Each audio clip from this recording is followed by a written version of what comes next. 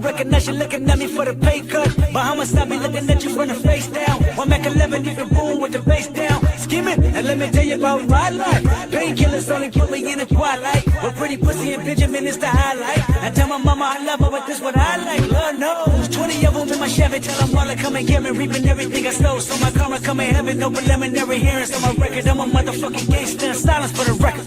Tell the world I know it's too late. Boys and girls, I think I've gone great. Trying to side my face this all day. Won't you please believe when I say, when you know we've been hurt, been down before. Nigga, when our pride was low, looking at the world like where do we go? Nigga, and we hate poor. Wanna kill us dead in the street for sure. Nigga, I'm at the preacher's door. My knees getting weak and my gun might blow, but we gon' be alright. Nigga, we gon' be alright. Nigga, we gon' be alright. We gon' be alright. Do you hear me? Do you feel me? We gon' be alright. Nigga, we gon' be alright. Huh? We gon' be alright. Nigga, we gon' be alright. Do you hear me? Do you feel me? We gon' be alright. What you want? You a house, you a car, 40 acres and a mule, a piano with guitar, anything. See, my name is Lucy, I'm your dog. Motherfucker, you can live in the mall. I can see the evil, I can tell it. I know it's illegal, I don't think about it. I deposit every other zero, thinking of my partner. Put the candy, penning on the Rico, digging in my pocket. And I profit big enough to feed you every day. My logic, get another dollar just to keep you in the presence of the Chico. I don't talk about it, be about it. Every day I see you. If I got it, then you know you got it. Heaven, I can reach you. Pet dog, my dog, that's all. Bitch back and chat, I trust it back for y'all. I rap, I'm black on track, so rest assured. My rights, my wrongs, I'm right till I'm right with God. When you know we've been hurt, been down before. Nigga, when our pride was low, looking at the world like where do we go? Nigga, and we hate poor. Wanna kill us dead in the street for sure. Nigga, I'm at the preacher's door. My knees getting weak and my gun might blow, but we gon' be alright. Nigga, we gon' be alright. Nigga, we gon' be alright. We gon' be alright. Do you hear me? Do you feel me? We gon' be alright. Nigga, we gon' be alright. Huh? We gon' be alright. Nigga, we gon' be alright. Do you hear me? Do you feel me? We gon' be alright. I keep my head up high. I cross my heart. In the time, love me is my key. Too afraid of my changes. I'm alright in your way. Dark nights in my prayers.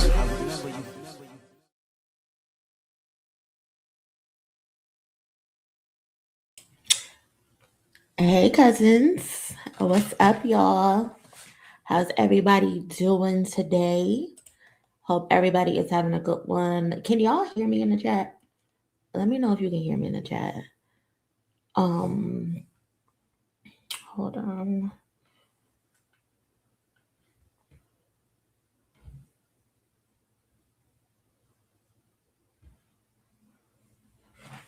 What's up? What's up? What's up, y'all? Happy Wednesday. Wednesday, right? Yes, Wednesday. What's going on? How's everybody feeling? I know I'm a little earlier than normal, you know. But wanted to come on and stream for y'all. We haven't did this in a little minute. I think our last stream was Saturday. I think it was. But wanted to come on here and talk to y'all about some trending topics and stuff like that. See how y'all feeling, see how y'all doing. If you haven't, please do me a favor and smash the like button on your way in. I would really appreciate that. Y'all know it helps the channel. It gets us in the algorithm. It gets us new cousins, new supporters. So if you can, smash the like button, share the video. Thank you, thank you, thank you, thank you, thank you. Let's get our roll call popping. Let's get our roll call popping because I think I'm only going to be on here for like an hour or two, maybe. I don't know. Shout out to my mods whoever is able to be here this early. Appreciate y'all. Shout out to Unapologetic. I see her in the building. Shout out to Kwani. Appreciate you. Who else up in here? Um, yeah, so shout out to my mods who were able to pull up. Appreciate you. Hey Smooth, what's going on, Smooth? How your day going? Kim in the building, what's up? Hope you're having a good one. Hey Regal, what's up? Nikki in the building. Gaylani, listening while driving. Appreciate you, cousin. Keep your eyes on the road. um, Lisa in the building. Miss Nola. What's up? Hey, KL Sounds. What's up? What's up? Yeah, Camera Moni. What's up? Hey Tess, what's going on? Um, who else? Jeremy. What's going on, Jeremy? How you feeling today? Um, E Cozier, what's going on? Hey Lex. Lex, what is this picture? What is this picture, Lex? Because that is not you. What is this picture? Hey TT, what's going on? Yes, y'all, you heard Kwani. If you haven't already, please do me a favor and smash the like button. I would appreciate that so much.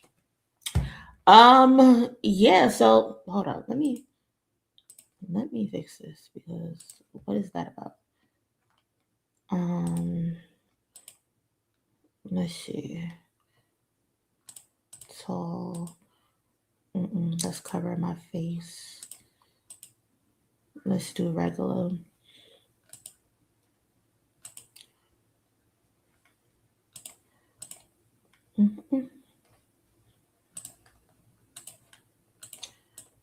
Let's see. Maybe I could do it like this.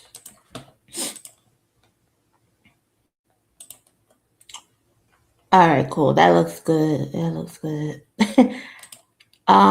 What's up, Dave?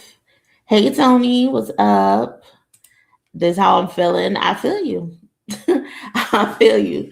Sometimes, sometimes it be like that. What's up, Yoni? What's going on?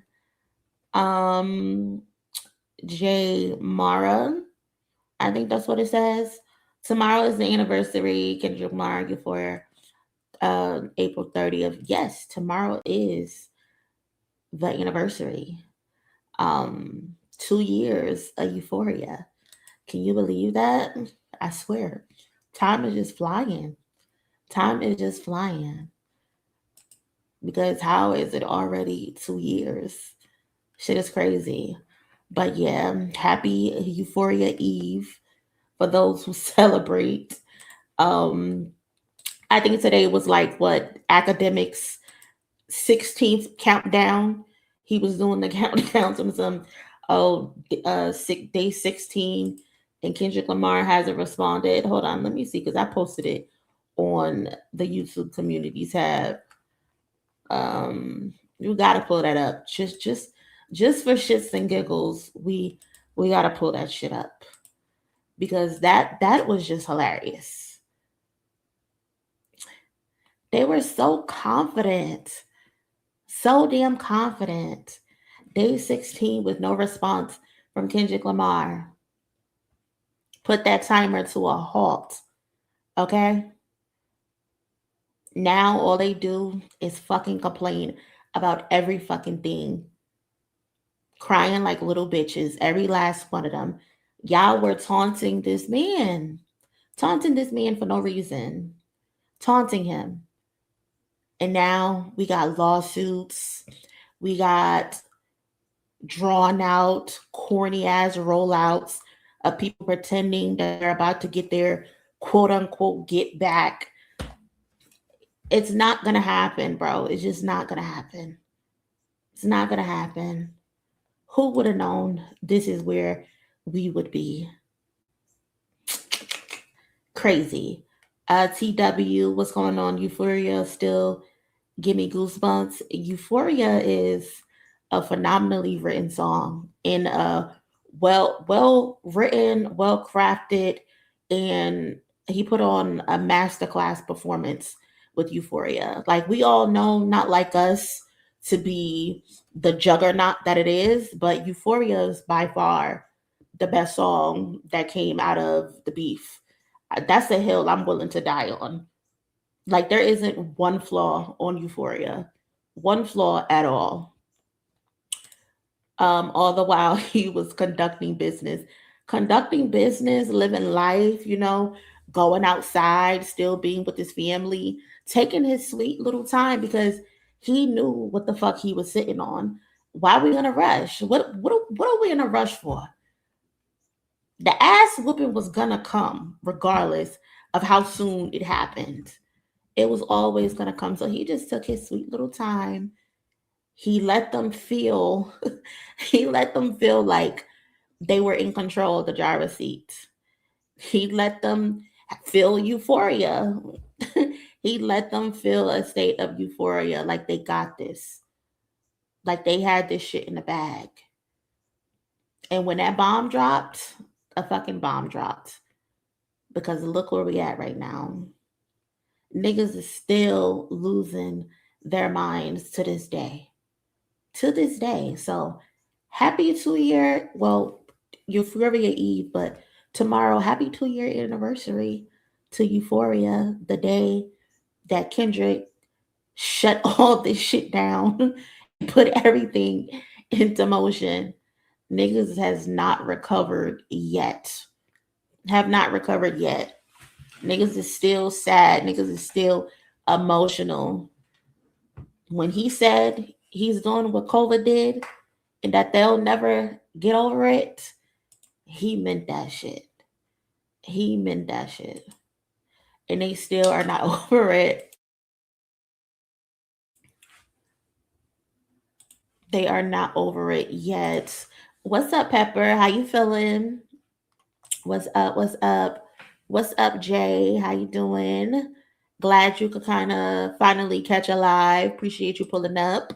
What's going on? The Curo out. Cousin, what type of name is this? Curo guy? I guess that's what it says. What's up? Appreciate you pulling up. I agree. Euphoria is perfection. It really is. It really is. Sadly, still spiraling 2 years later. Man, this shit is going to go on for forever. This shit is going to go on for forever. Like, people still are debating Biggie and Tupac, and they're deceased. People are still debating Jay-Z and Nas. But it's unfortunate how malicious this shit is. It's unfortunate how parasocial motherfuckers are. Like, this shit has become some people's life. Like, they're willing to die on hills about this shit. And it's just like, y'all gotta go the fuck outside. Y'all have to go outside someday. What's up, Dion Carrington, watching from Barbados? Big up, Barbados. What's up? They now say the 17 days with no response was him cheating to get his contract right. Why wouldn't he get the business right, stupid? Listen, Drake is telling people he's a seasoned veteran, war veteran, and all this other shit, but absolutely not. He's absolutely not. He's not a war veteran. He's not seasoned in preparation. This motherfucker had no idea what the fuck was going to hit him. He had absolutely no idea. Like, you thought Kendrick was just coming to this shit for shits and giggles? Like, you thought he was coming to just play? No. He came to whoop ass. He came to cook you. He came to fry you. Why wouldn't he have his shit together? He wanted to end you and then go on about his business. That's it. Nothing more, nothing less. That's y'all's bad for not having your affairs in order. That's y'all's bad for sitting on the internet for the weeks leading up to this shit. That's y'all bad for wanting to play internet games, because y'all remember Chubbs is on the internet talking shit. Some tell that little boy to drop. He know he won't. You got Drake trolling on Instagram. You got Drake and people comment sections talking about that use me as a they have nothing to drop button. He had more than a lot to drop, Drake. And now you're suing. Y'all should have left that nigga alone. Y'all should have left him alone. Y'all should have left him alone. No, Alexa, this is from, oh, you can't see the date, but or maybe yeah. This is from right before Kendrick responded with Euphoria. We're just rehashing a hilarious moment. That's all that is, Alexa. That's it. We're just reliving a stupid moment from a stupid person.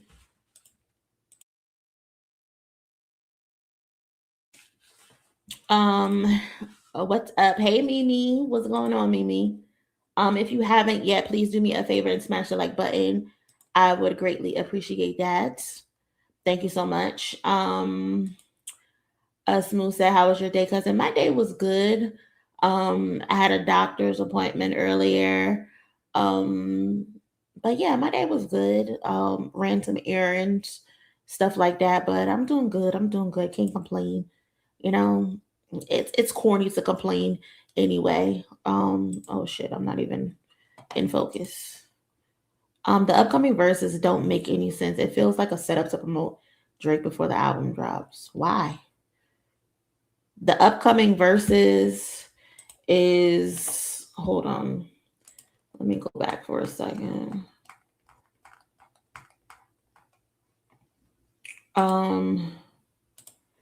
The upcoming verses is with French Montana and Rick Ross. Why do you think that has anything to do with Drake? Let me know. Maybe I missed something. But yeah, French Montana and Rick Ross are doing a verses. It's gonna be May 7th. Probably likely in Miami. I think I'm not sure where it's gonna be at, but to be honest, I wasn't expecting a French Montana and a Rick Ross versus. But here we are. I mean, we'll watch it. You know, we're gonna do our live stream like we usually do. If we're able to do it, if I have the time or whatever, I'll come on and I'll chill with y'all. But I don't even know if I'm gonna pick a winner. Like, I really don't even care who wins this versus. I mean, French Montana, he got a few songs under his belt, more so a lot of features. He has a big song with Unforgettable. I think that's what it's called, with Sway Lee or one of them dudes. But French Montana also has like a lot of features. So, and then, you know, Rick Ross is Rick Ross. He got some hit songs. So I think it'll be a decent versus. It ain't nothing I'm jumping up and down about. So if we catch it, we catch it at the end of the day. Yeah. It's like, whatever. It's like, okay, cool. Y'all trying to, you know, get back in the groove of doing verses consistently. That's what I just see this as. What's up, Tweezo? How you feeling? Not get Lottie said hard pass. Ross again. Has he done a verses before? I can't remember. Who has he done a verses with?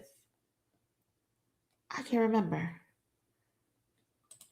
Did he? I don't know. Let me Google. Has Rick Ross done a verses? Yes, Rick Ross. He faced. Oh, he did. He went up against 2 Chainz.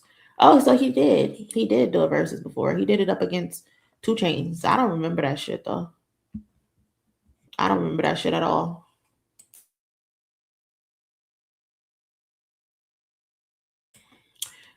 Oh, Tweezo, is that why you were saying Rick Ross should have went up against Jeezy? Because I think I responded to your comment, was like, Jeezy already did a versus.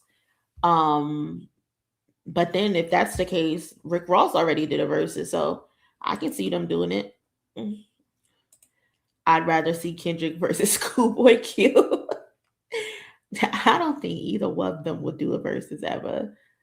Um, yeah, so that's that. I don't know. We'll see. It should be interesting. But let me go back to what I was about to show first before we get into some things.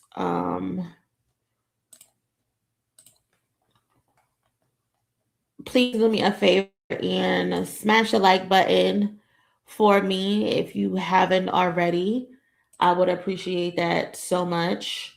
So first of all, shout out to Pusha T and a matter of fact, shout out to Mustard first because Mustard he posted his Grammy first. Let's mute that because we don't want no copyright fucking with Kendrick and PG Lang. But shout out to Mustard on his Instagram. He shared that he got his Grammy over the weekend. It looks like a lot of people are receiving their Grammys this week. They went out in the mail, I guess, all at the same time. So shout out to DJ Mustard. This is his fifth Grammy in total. I believe he has 4 Grammys now with Kendrick, and then he has one with Ella May. Back in the day, she won for Boot Up, which was a really popular song. So shout out to Mustard adding to his collection. That's really fire. And when you mess with the winning team, of course, you win consistently, You win consistently. And also shout out to Pusha T in the Clips. They also shared their Grammy that they won with Kendrick Lamar. Pusha T wrote Grammy Landed. I'm low-key kind of surprised that they even posted it because with the way that they was carrying on to try to win a Grammy, and then after the Grammys, they didn't post anything really about them winning a Grammy. I'm low-key kind of surprised that Pusha T even posted this. But congratulations to the Clips. Congratulations to Pharrell. Congratulations to Kendrick. Phenomenal song. Chains and Whips was a fire song. I believe that song should have been way bigger than what it was, but shit happen. People do things. And it is what it is. But yeah, shout out to the Clips. Shout out to the Clips.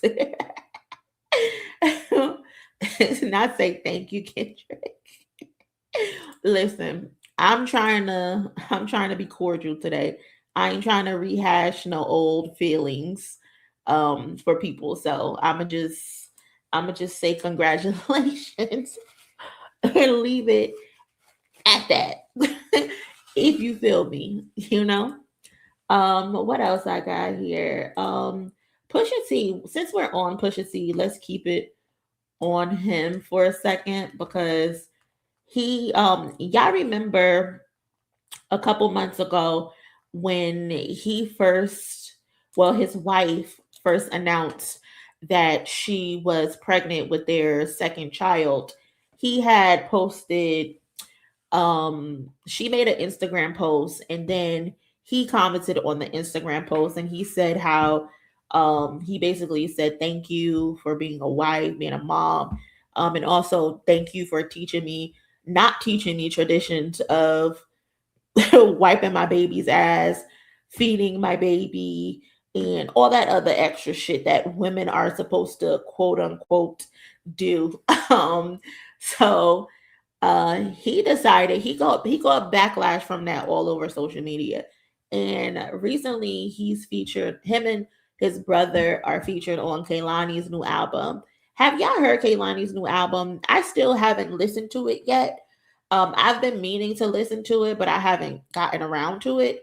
But they have a song, No Such Thing, together on that album, and he essentially addresses the diaper changing situation.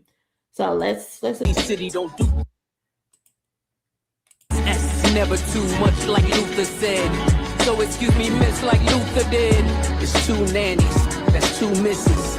I don't change diapers, she don't do dishes. She never hears no, I just grant wishes. I know you hope your nigga listening. So basically, he's saying that he still don't change diapers and she don't do dishes. So basically, I guess they have a trade-off essentially.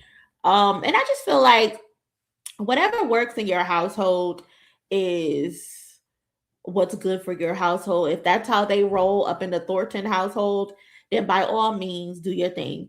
But personally, I think that's a little whack that as a grown ass man, as a father, you can't change your child's diaper. I think that shit is crazy. I think that shit is crazy. I think that shit is wild. Why the fuck can't you change your child's diaper? Why can't you prepare your child a meal? So you're telling me that if your child decided to be hungry, you're going to wait until your wife gets home and then you're going to fix your child a meal? No, I don't think that's what Pusha T is doing. I would hate to think that's what Pusha T is doing.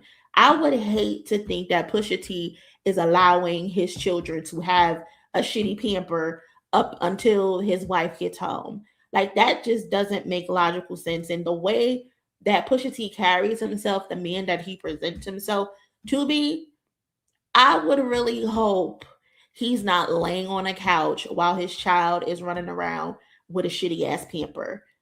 Like, that would low-key disgust me. That would low-key disgust me.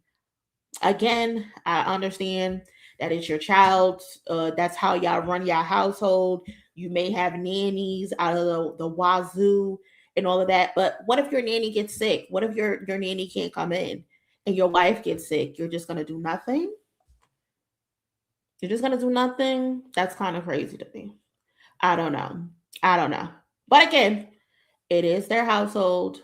If that's how he runs his ship, then that's how he runs his ship. As long as his wife is happy, then who the fuck am I? Who cares? Who cares what MONIE thinks, right? Plus, I ain't got no damn kids, so I don't know. Maybe I just don't get it. I think shit should just be 50-50 around these parts, okay? But I don't know. But I also don't have nannies, so whatever. But yeah, I'll play the clip again for a second. That's two misses. I don't change diapers, she don't do dishes. She never hears no, I just grant wishes. I know you hope your nigga listening. So sounds like a cute song, but whatever. As a father, I'm changing my son diaper. Kwani, father of the year. No, nobody is doing this father shit like Kwani.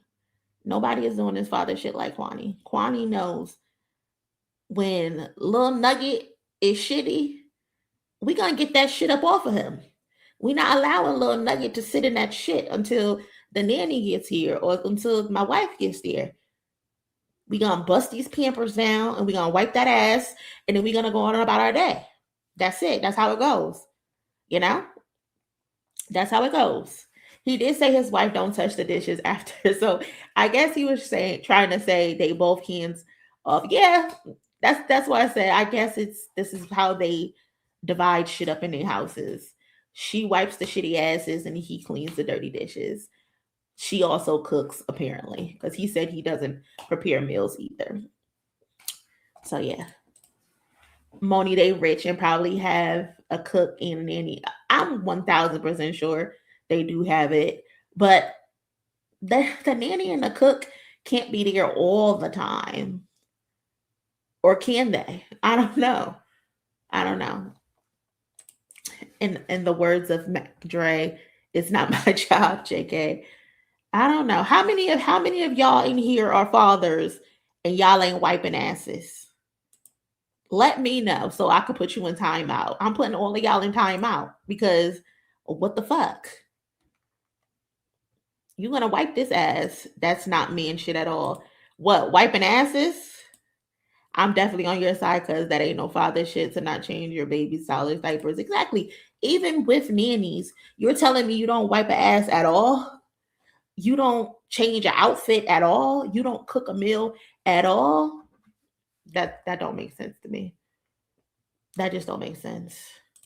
Yeah, it sounds like a cool song. It sounds like it sounds like there's some type of Fallen by Maya in there. Maybe there's some type of loop or sample in here or something.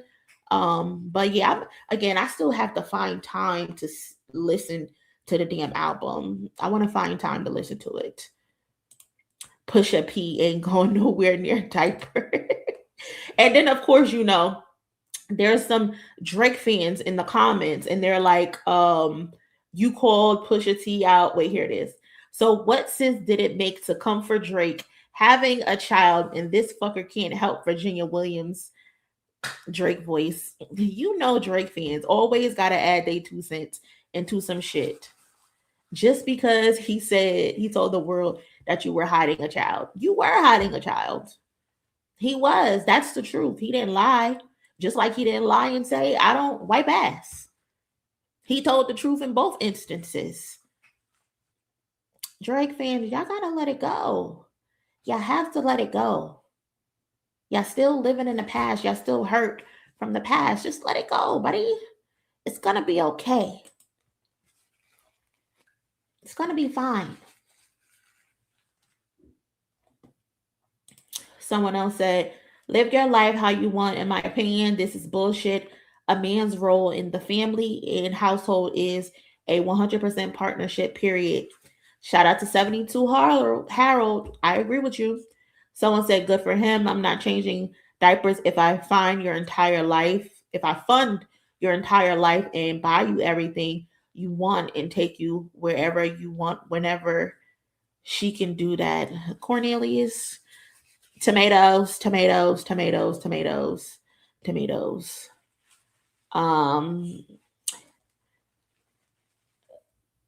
Rotimi says, get in the kitchen, Mr. Perfect Husband. I'm pretty sure that's a Drake fan. If I click on that, I'm pretty sure that's a Drake fan. So I'm gonna just leave that as that. Drake stands taking battle rap to heart while not understanding battle rap. It's comedy, pure comedy. Pure fucking comedy.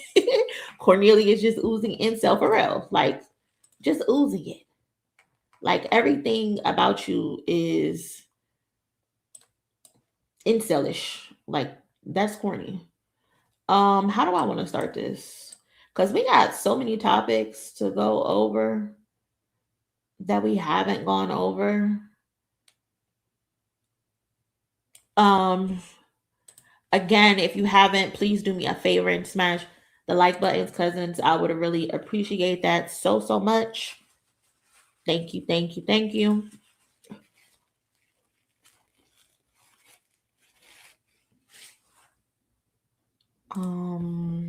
Here it goes. Terrence, did you just walk in here? Because we just was talking about that. I still haven't had the time to listen to it. I'm gonna try to make time to listen to it this week sometime. I don't know. But I heard good things. So I can't even front.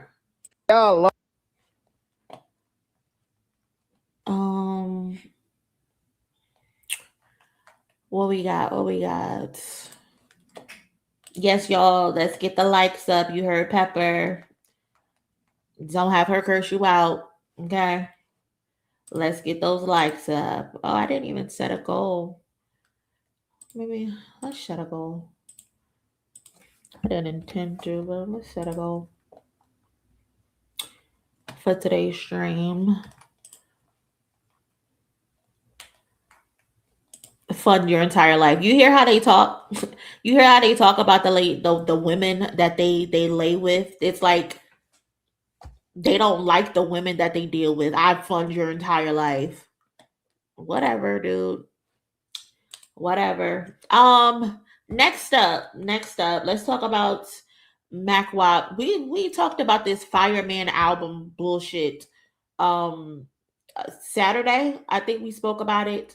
where there's a picture that was going viral of Kendrick Lamar in a fireman outfit. First of all, if you thought that Kendrick Lamar was walking outside in Los Angeles in a fucking fireman outfit, you are a fucking idiot. And I mean that with all my heart. You are a fucking idiot for you to believe that.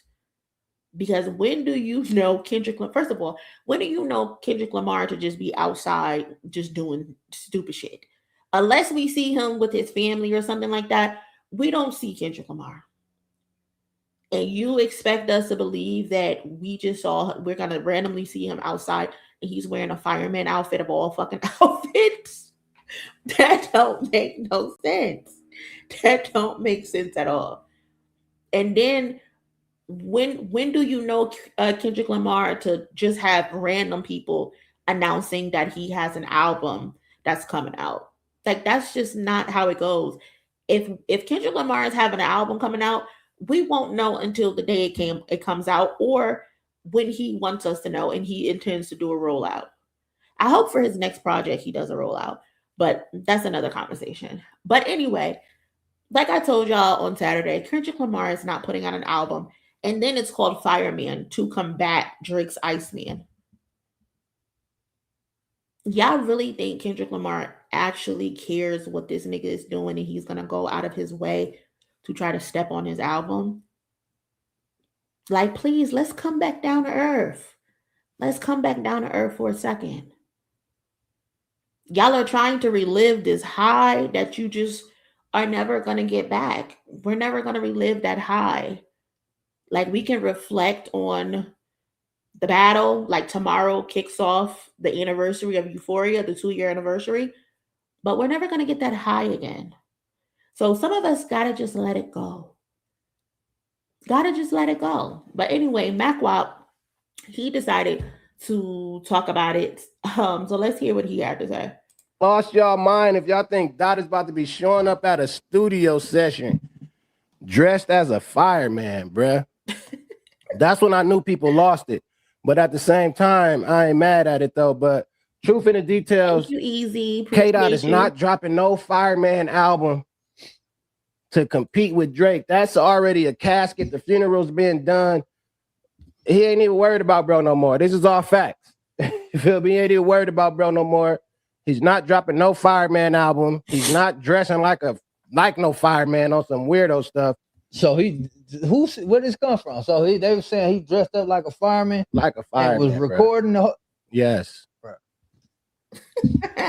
Like, I don't know what's this HFR podcast stuff. I don't know why people think these people be credible sources, but Dizzle is not dressed. Mind you, this HFR podcast is literally a parody page.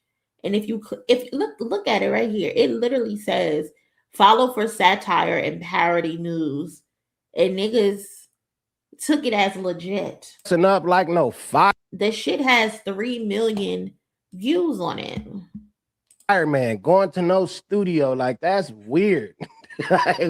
That is weird. That's hilarious though. That's stupid funny. But that's over with. That game's already done, world. So y'all can nip that in the bud. Stop. We not entertaining it. It's over with. Like, the fact that people actually think this is real, like this right here got content drop though. It's like he in there just going crazy in that motherfucker. That's crazy. With the helmet on. With the helmet on, bro. This has got like a TMZ stamp. TMZ actually posted this too. Bruh. TMZ actually didn't post it. That's why people thought it was real, because of the TMZ logo that was put on the picture. TMZ didn't actually post it. People just be saying anything, dog, and it's kind of crazy. You get what I'm saying? But the fact that this right here, this post alone got like down there 3 million views, which is sick, bro. Like, but nip that in the bud. It's over with. You know what I'm saying? Y'all just still in disbelief that your boy got done that way, got put in the blender gang. You know what I'm saying? A lot of y'all are part of the barbs. I understand that, but that's what Dot not doing. Now, I would look stupid if he did end up dropping the Could you imagine if he did decide to drop an album? I low key would be mad at Kendrick if he did that. I don't know about y'all. Like, I would enjoy it, of course, but I low key would be mad at Kendrick if he decided to drop an album on May 15th. Because what the hell? What the hell? That shit would be funny though. I would look stupid if he did drop a Fireman album, but I guarantee you that's not happening. You feel me? Just so y'all know. Mac, you should go. Nah, it's over with. I ain't going over there, man. So yeah, though, just stop all that. You feel me? I know it's a lot of TDE hate, PG Lang hate. I know that get y'all some clicks, obviously, but Dot not worried about, bro. You know what I'm saying? Dot's definitely not worried about y'all. Casino Wild right now. Baby Keem is on tour doing stupid numbers right now. Y'all go tap into that. You feel me? But to try to melt that ice that's already been melted, man. I think K-Dot is about to have an attempt to try to melt that ice that's already been melted, man. So we're gonna just leave that alone. Heavy on melt that ice that's already been melted. Like, what incentive would Kendrick Lamar have to reignite any of this? Like, think about it. Like, what would he gain from this? I mean, he would whoop that nigga ass again, but what would he gain from that? He really wouldn't gain anything besides at that point, he would just be looking like a bully at that point. You know? And I get it. Sometimes you gotta bully the bully, but he would be looking like a bully at that point. Unless Drake is calling him out directly by name on Iceman. Then I would understand him responding to Drake. But unless that nigga say Kendrick Lamar name, he's getting ignored. He is getting ignored because one, he has yet to say Kendrick's name. In these last 2 years, he has been very passive aggressive and he has been taking shots and shit like that, but he has refused to utter this nigga's name. It's like he's scared to mention this nigga's name and he's hiding behind the idea of, oh, I'm not really suing Kendrick. I'm suing the label with your bitch ass. So I don't know. Oh, well, you know what I'm saying? It's just a part of y'all just adding to the TDE lore and all that kind of stuff, which is cool. But that's old news, gang. You feel me? We might speak on certain topics because stuff is going on about like the rollout with the ice blocks, but other than that, we really don't give two flying fucks. That's over with, man. I mean, that's 2024 situation, dog. He whooped them. He whooped them already. There's no reason to double back. Shout out to the cousin J. Cool like that. Appreciate the donation. Thinking my life is rap. That's how shit. But you know nothing about that. K-Dot wouldn't do no lame shit like wearing a fireman suit. Drake do corny shit like that. That's who do corny shit like this. Drake does corny shit like this. Kendrick Lamar is not doing no corny shit like that. But yeah, thinking my life is rap, that's whole shit. But you don't know nothing about that. Like, it's over. It's done. It's clipped. You cannot get your win back. No, it's not happening. No round tools. The body been cremated. The body is literally on ice. They've been preserving this body at this point. They've had this body sitting on ice because they want him to be able to come back. They want him to be able to be the face of this shit again. So they've been pushing these we need Drake narratives. But that body is funky. That body is stinking. We can't do nothing with this nigga no more. He's not necessary. We don't care anymore. We're over it at this point. That's what that is. The gimmicks and antics has to stop. It really does. But that's how they operate. And you would think they would learn from their mistakes, but clearly not. Clearly not. They still want to test the waters. Just dumb.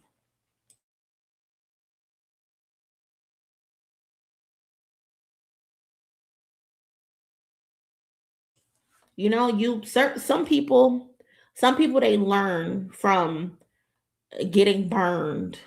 You know, someone tells you, don't touch that stove, it's hot, and you still go out your way and you touch the stove and you get burned, you learn your lesson. But this nigga, no, he want to keep touching the stove over and over and over and over and over again. I don't get it. It's like he low-key has like some sort of humiliation kink at this point. I think he really has a humiliation kink. And the people that's around him, they're gonna keep allowing him to get cooked. If people around him really loved him, they would tell him to chill. But you know, stupid. They still spamming Kendrick's IG with ice blocks. Like, what is that gonna do? What is that gonna change? Like, does that actually satisfy you? Like, does that actually give you some sort of relief that you can go to someone's Instagram page and spam them with imaginary ice cubes? Like, you feel empowered doing that? Meanwhile, this nigga just walked you down in a span of less than a week. It only took 4 songs to get you up out of here. And mind you, you was already up out of here from the first song, which was Euphoria. By the time we got to Not Like Us, it was overkill at that point. And then he went on to win 5 awards at the Grammys for Not Like Us. Then he went on to do the Super Bowl. Then he went on to do a stadium tour, which became the highest grossing rap tour in history. He put out an album where all the songs charted. 2 of them went number 1. One of them was number 1 for 13 weeks. Then he went back to the Grammys and won another 5 Grammy Awards. And you think ice cubes are phasing him? Ice cube, fake ice cubes, okay. Cool, whatever satisfies you, whatever gets you off, whatever fills that emptiness and pain you feel inside, by all means, rock out, do your thing. But when you log off, when you exit out of Instagram, you still feel that pain of that loss. Like, y'all will never get over the pain of that loss. That's why you act the way that you do on the internet. That's why you harass people on the internet. Just a bunch of weird ass incels. Bunch of weird ass losers. It is crazy to see. They making Kendrick trend. Can't make this up. Literally. He's been trending for the last 3 days. Haven't done anything besides take a photo. That's all he's done, is take a fucking photo for that songwriters thing that we're gonna talk about in a few minutes. But he didn't even do the interview for the songwriters list. Someone spoke for him. And all he did was show up and take 2 photos and then go about his business. And he's been trending for 3 fucking days straight. No one should have that much power. The only other person that has this much power who can do absolutely nothing and still trend is Beyonce. That's the only other person who can do this. Shit is hilarious to see. Shit is hilarious to see. Have y'all heard that new Vince Staples song? What is it called? Blackberry Marmalade. He put out a song, and it's very graphic. It's like a first person. It's like a shooter's point of view. Where is it? Here it is. I don't even know if I can play this because copyright. Y'all know how that goes, but it's kind of like punk rock-esque, but he's on Twitter talking about some, y'all hear a different type of beat and y'all automatically want to call some shit some punk rock. And nigga, that's what it sounds like. So if that's what it sounds like, that's what I'm gonna call it, okay? The fuck?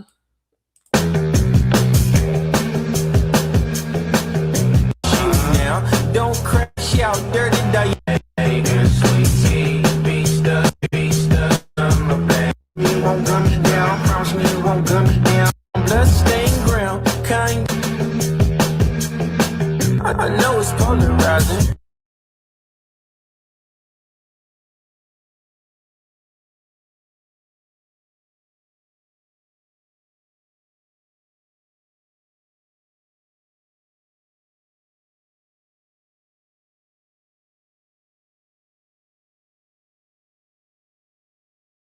Oh my God, I'm talking and I'm muted. My bad.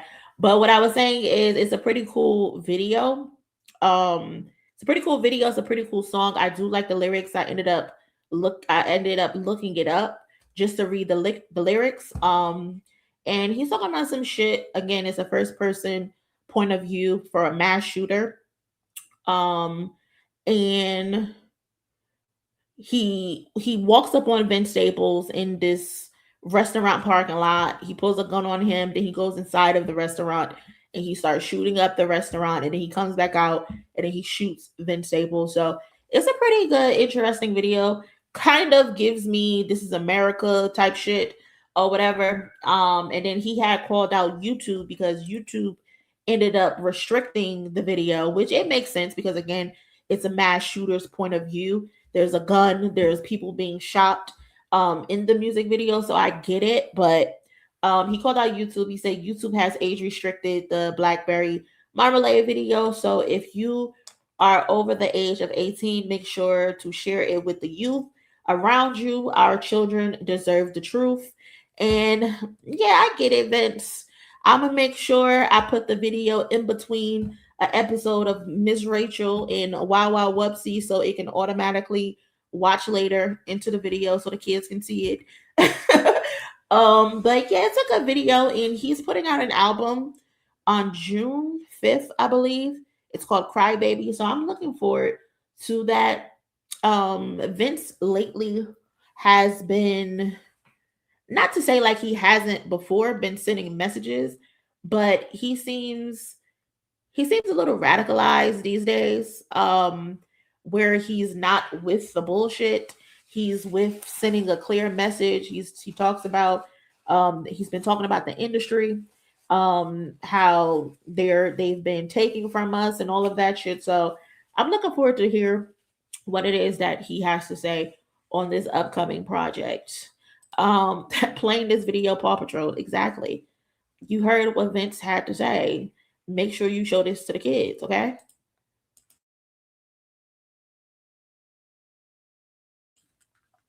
The kids have to see this shit.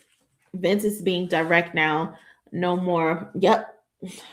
He's being a very direct, very intentional, and he's not playing with his message. So I'm here for it. So shout out to Vince. What else we got going on? Has anybody saw Michael Jackson movie yet? I still haven't fucking seen it. I still haven't seen it.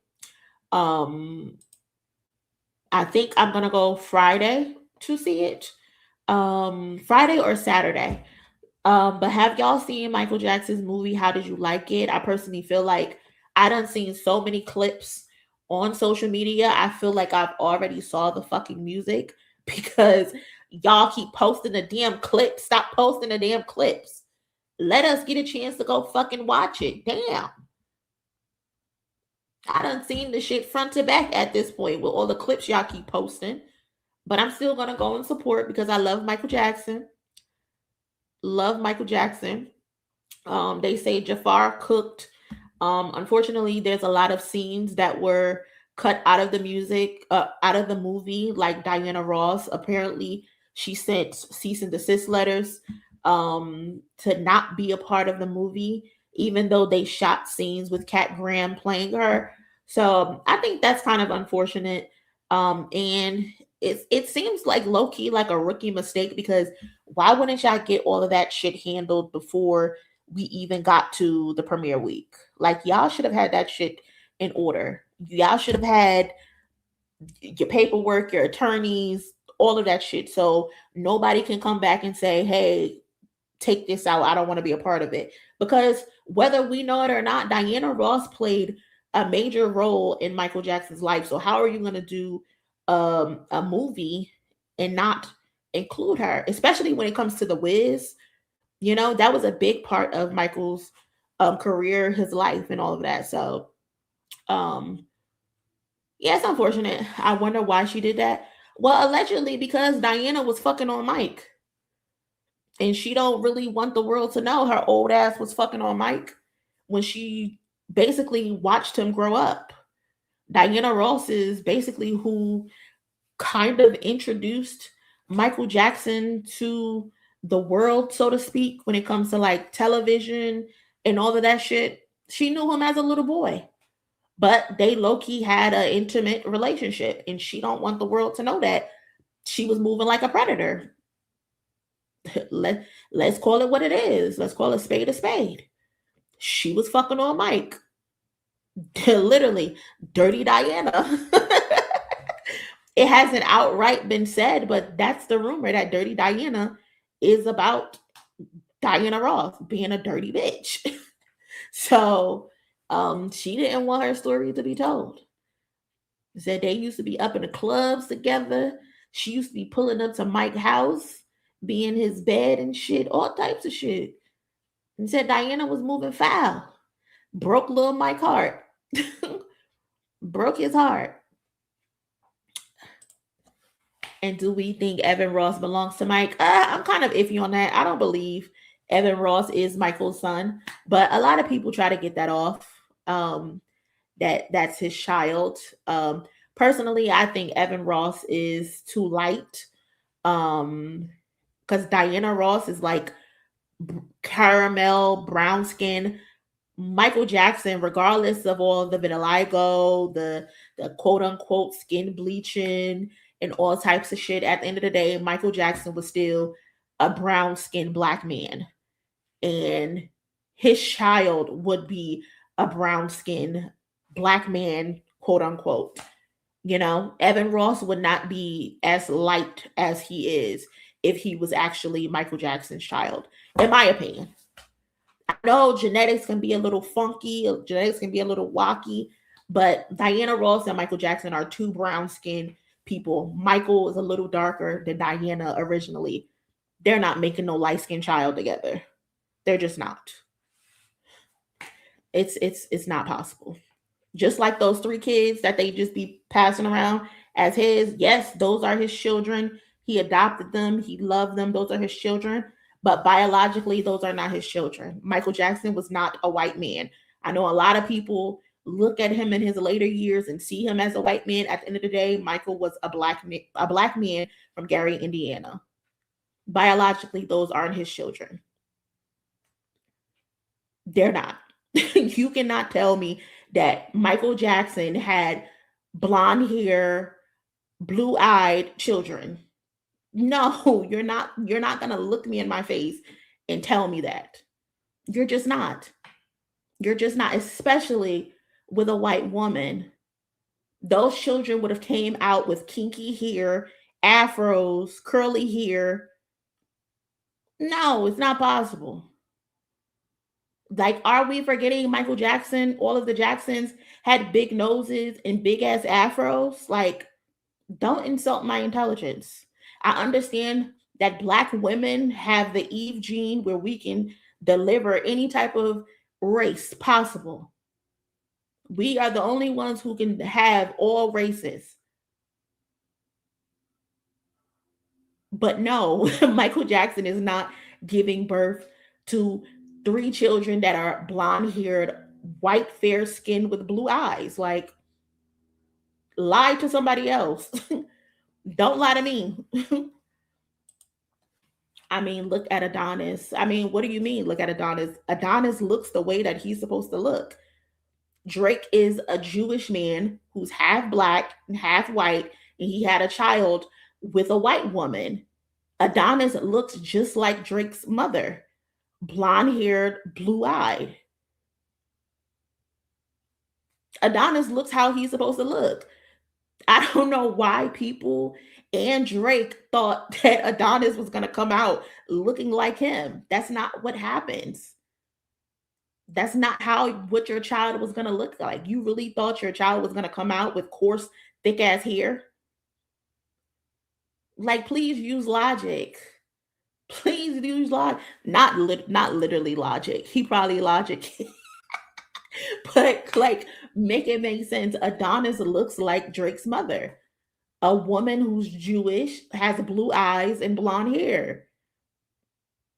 Now, if Drake would have had a child with a black woman, say Drake would have had a child with Serena Williams, for example, then Drake's child would look black. He would not look like Adonis. He would adopt black features. But because Drake is half black, Drake is half white, that's 50%, and then he had a child with a fully white woman, that means his child is going to come out 75% white, 25% black. That's how it works. That's why when you look at Uzi and you look at Enoch, they look like black children because their father is black 100% and their mother is half black and half white. Uzi and Enoch are 75% black and 25% white. That's how it works, y'all. Like, let's use our brains. Facts. I didn't want to bring it up. But the little boy looks black because his mama is black and his father got black in him, quote unquote. That's how that shit works. Drake thought Adonis was gonna come out looking like, I don't know why Drake thought that. That's why he went and had those 5 paternity tests. That nigga was baffled. Like, why are you surprised that little nigga look like your mama? Why are you surprised? You thought he was gonna come out looking like you and Dennis? That's not how this works, buddy. That's not how this works.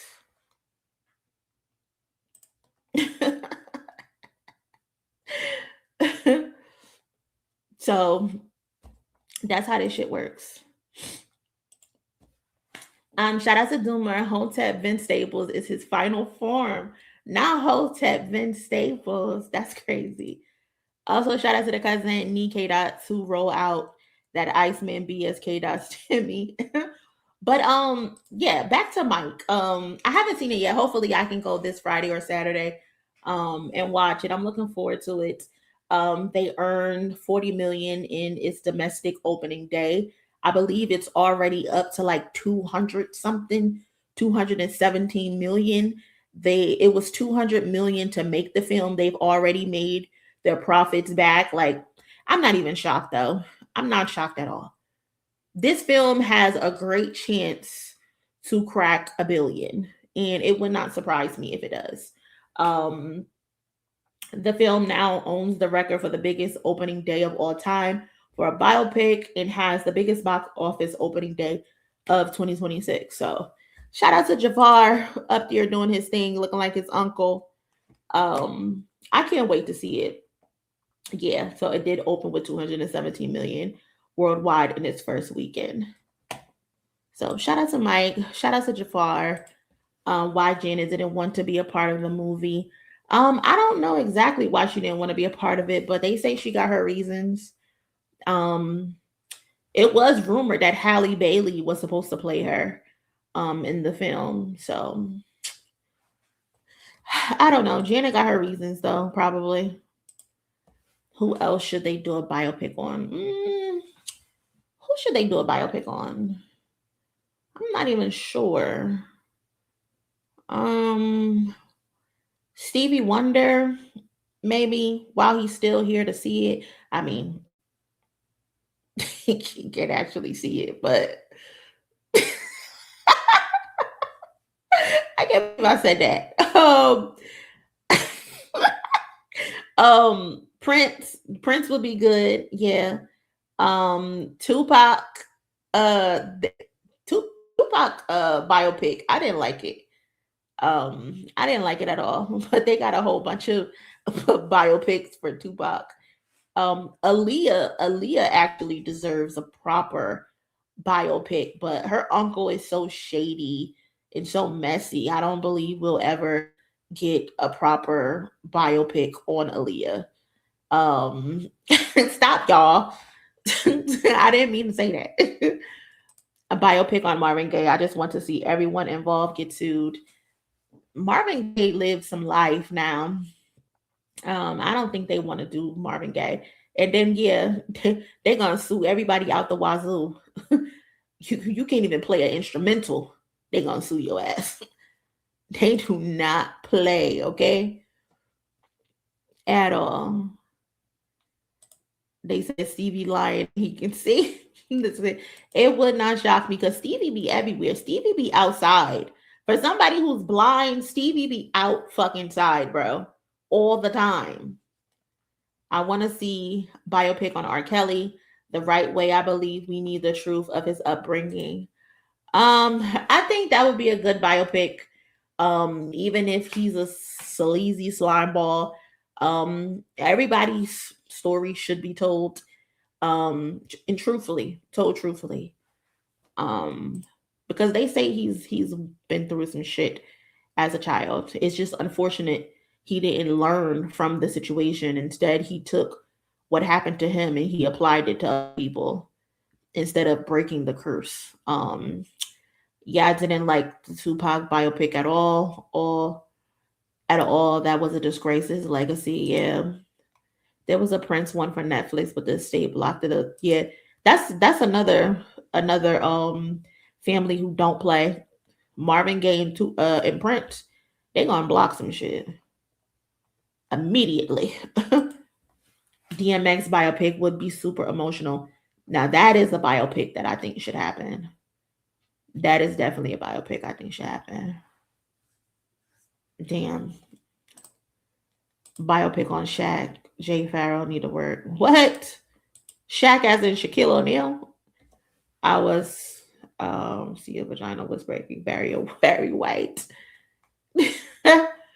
Y'all are crazy. Aaliyah R. Kelly's story needs to be told. The truth growing.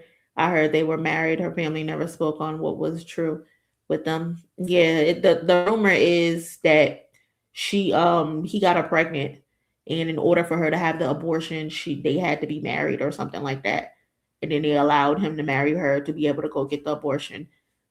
That's the rumor. That's a crazy story though, because mama, you could have just took her to get the abortion, and then you could have protected your daughter from him. Like he didn't need to no longer be around your child. But I also feel like her parents got away with not being held accountable. You know, like they knew what was going on with R. Kelly and their child. And unfortunately, a lot of parents, they're willing to sell their children. They're willing to sell their children just to get money and shit like that. Like they don't care. And it's sad. It's sad. Like nobody protected her. Nobody protected her at all. And it's unfortunate still to this day. Like it feels like she can't really rest because people are either misrepresenting what her story is or they're adding more to her story for their own personal benefits. Like I've seen people add bodies to her belt, and it's like the girl is dead. Like what are you getting out of that? What are you getting out of saying other people abused her as well? Shit is weird. Shit is so strange. I don't get that shit. I don't get it at all. But make sure you rest in peace. Also, DMX, may they rest in peace. Hall & Oates biopic with Black actors in the roles as it should be. That would be good. The Game biopic.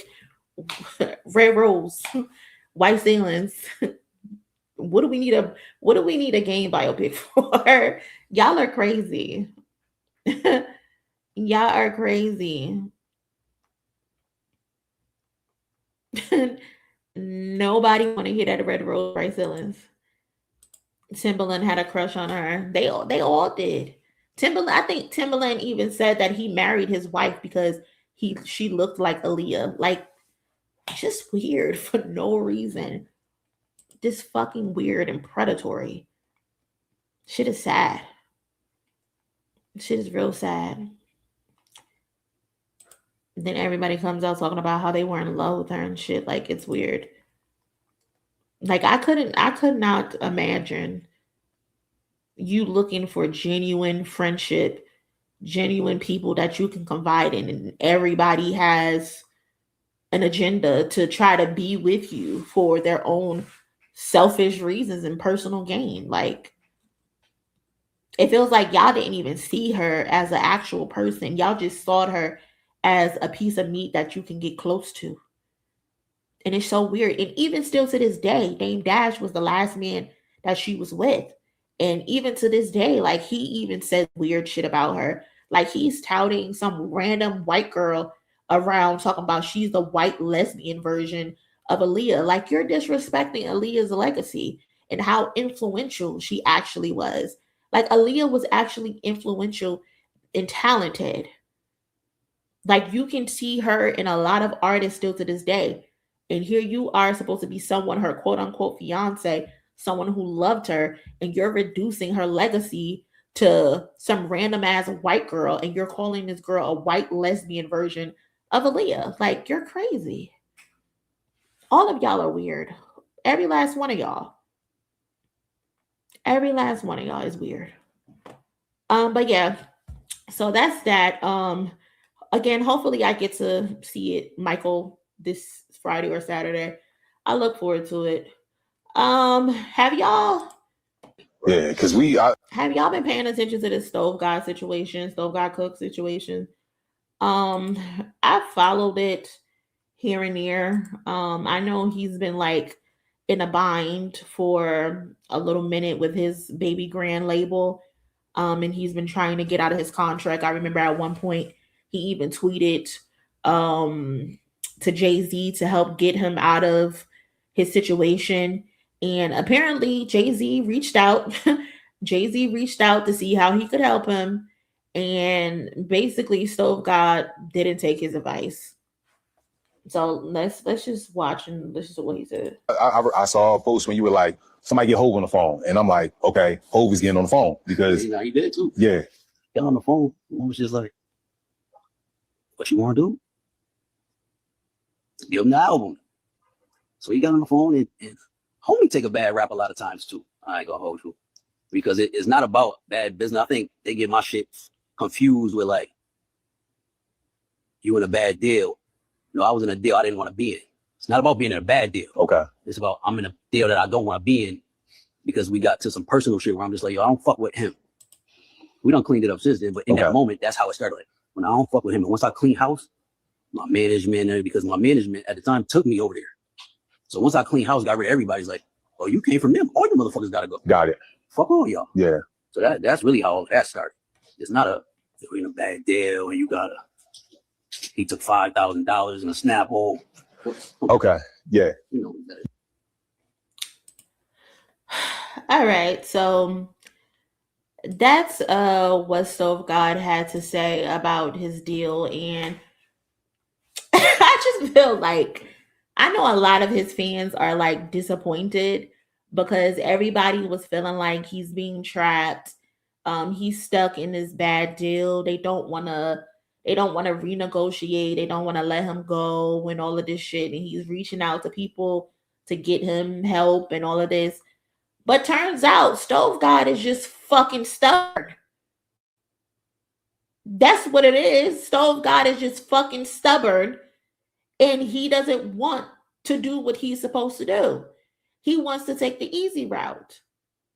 So all this time you've been having everybody feel bad for you, starting fucking petitions and campaigns and bullshit.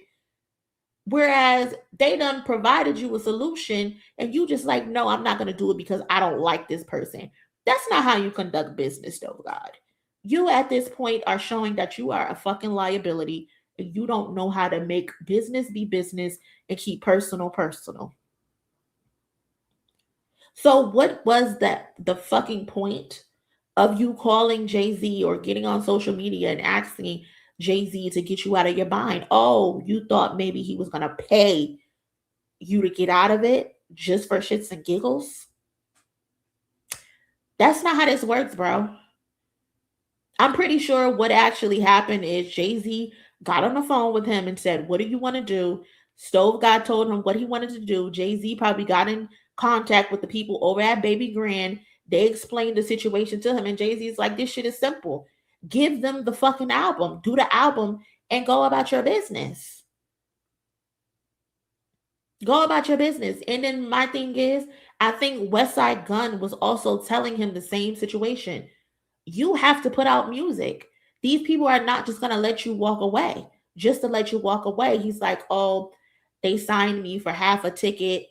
I came back with $1 million and told them I want to walk away. Do you think that's how this shit works? That's not how contracts works. That's not how this shit works. You have to hold up your end of the bargain. And if they say they want you to have to buy your way out, you're either going to have to buy your way out or you're just going to have to put out the album. And Jay-Z said, do the album and then just go about your business. That's the easiest thing you could do, is provide them that one album and go your separate ways. So, but now because ego is involved, you're like, fuck what Jay-Z said. Like, imagine asking Jay-Z for help and he call you and give you a solution and you say, never mind. That is so crazy to me. You took the dinner and then said, nah, I don't feel like eating. I don't feel like eating. No, I'm good. Stop playing with Jay-Z. Get off of Jay-Z phone. Get off of Jay-Z phone, nigga. You playing. You are not a serious businessman at all. And I'm pretty sure Jay-Z probably looked at that shit like, if this is how you're acting over something simple, why would I get in bed for you? Why would I vouch for you? Nah, it's not how it's gonna go. Jay hop on the phone and tell me the path. I'm taking that path. Like, so simple. This is a billionaire we're talking about here, buddy. And then it's like he gave you free advice too, because he didn't even charge you for the consultation. He gave you a free consultation. Stove out here wasting everybody's fucking time, bro. Wasting it. Tweedle said he got $500K minimum advance for his publishing. He wants to buy out his contract, but they told him $2.5 million. You can't just take advance money and then expect the same amount for them. Exactly. Like, you think it's just going to be a wash? That's just not possible. I'm not going to give you $500 advance and then you come back with that $500 advance. No, I need my interest. Like, what are we talking about? Hell no. Hey, Skip. Hove reading through that contract sounding like Maya Angelou. Hey, y'all in the chat talking about something, still I rise. I can't. I can't, bro. Stove God is playing. Stove God is a bullshitter, man. Get the fuck out the way. Get the fuck out the way. I wish I would have got that Jay-Z phone call. You over here playing on Jay-Z top, man. Stop it. Stop it, bro. Just stop it. Shit is crazy. You don't get the opportunity to talk to Jay-Z often. And then you not taking the advice, you're crazy. You're fucking crazy, bro. Stove wasted a whole 30 minutes of whole time. The audacity, bro. Still outside. I'm dead, bro. Still I sign is crazy. I can't, yo. Y'all are funny as hell. Funny. And staying on the topic of Jay-Z, the New York Times had put out, they polled more than, wait, is this the one? Yeah, it is. They polled more than 250 music insiders and gathered 6 Time critics to choose the 30 greatest living American songwriters of all time. And then the list is unranked, but the list featured people like Kendrick, Jay-Z, Stevie Wonder, Bad Bunny, Mariah Carey, Babyface, The Dream, Jimmy Jan and Terry Lewis, Taylor Swift, Missy Elliott, Bob Dylan, and more. Um, and I personally think the list is a good list. There were some people giving pushback because fucking Young Thug is on the list. Hold on, let me see. What the hell? How can I sign in?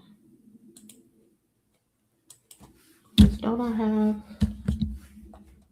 Hold on, y'all. I think I have a New York Times account.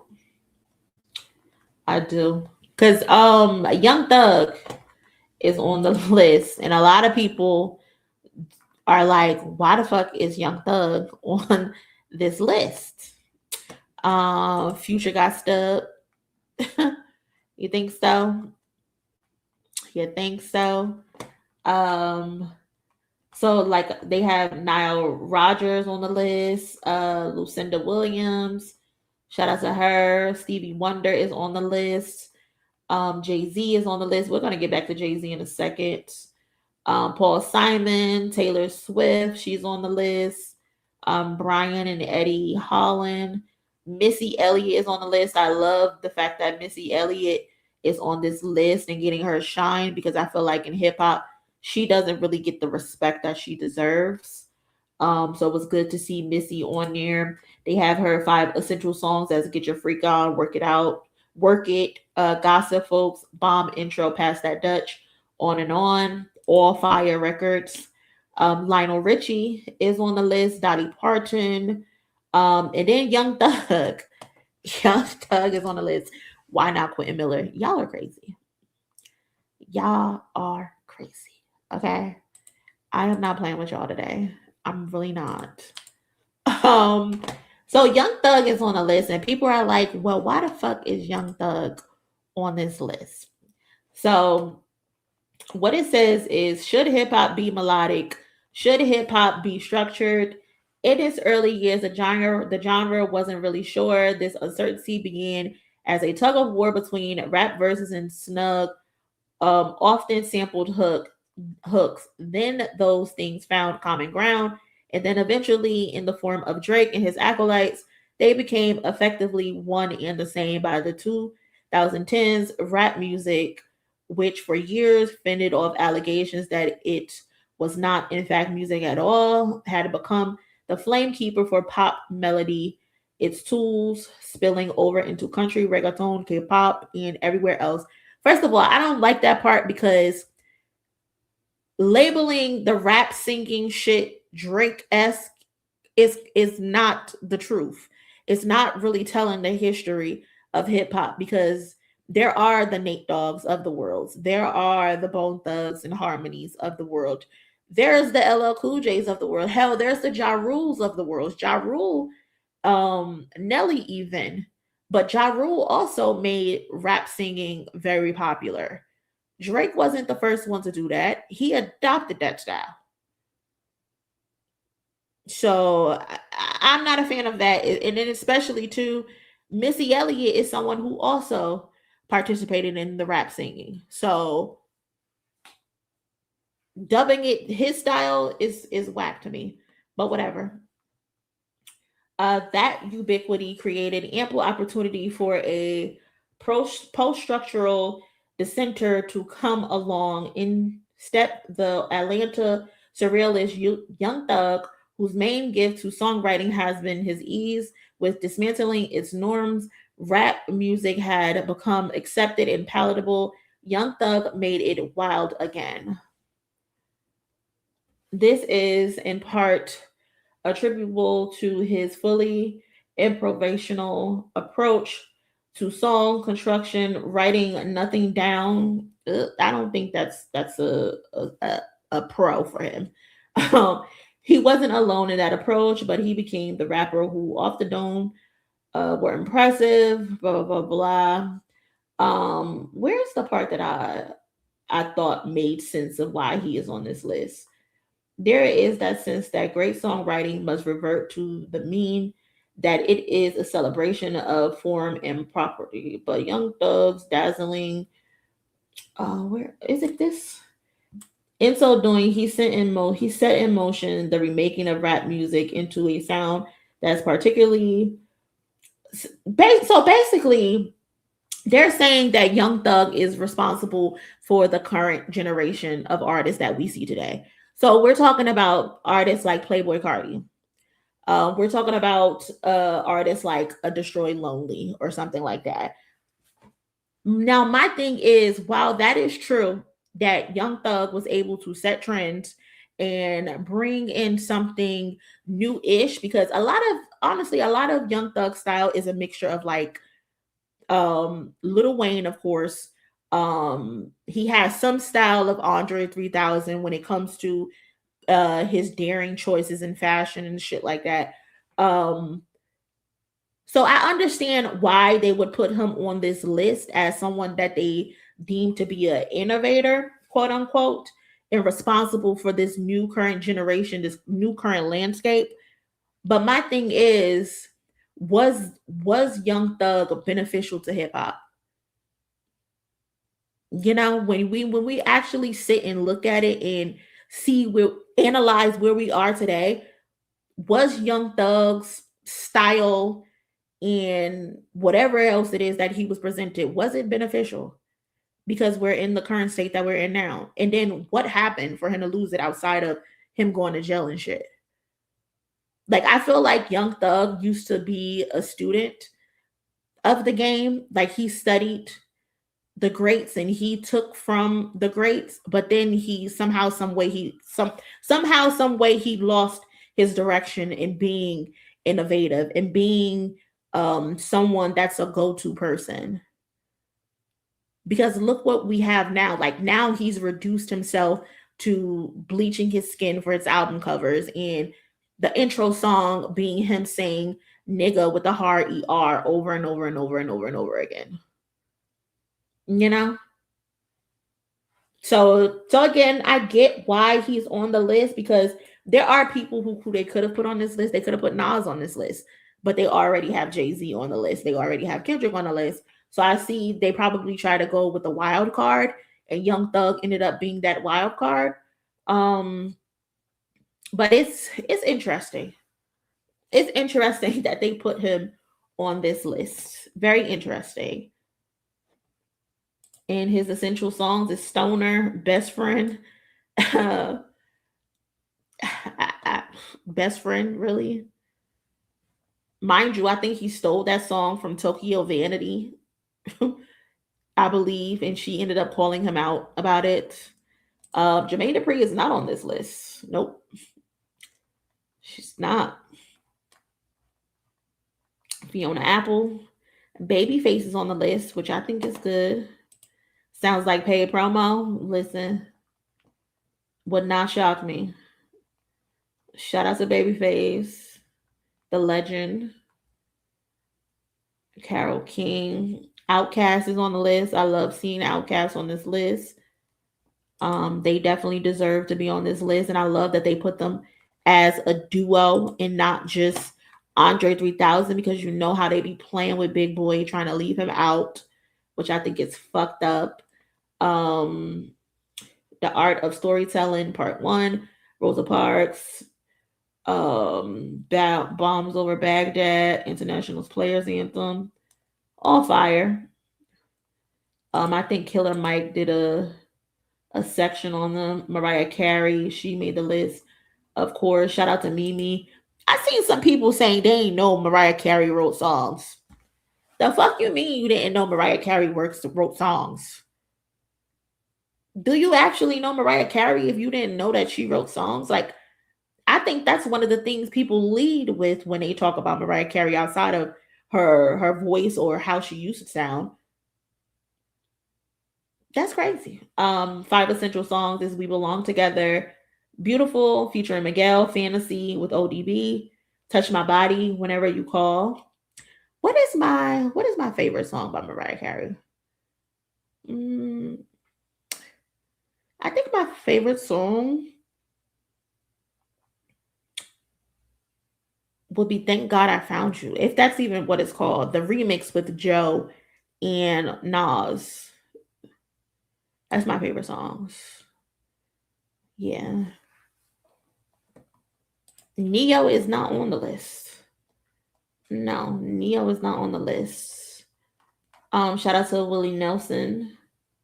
He made the list. Kendrick is on the list. Mariah writes, that's why she hella rich. Exactly. On top of the fact she's the queen of Christmas. Miss Nola, Moni, meanwhile, New Music and Tasha awesome on your post thinking about Kendrick doing the thirst trap photo. Wait, what? You know what? I don't even want to know, Miss Nola. I don't even want to know. So Kendrick, he is also on the list. Hold on. What the hell is this?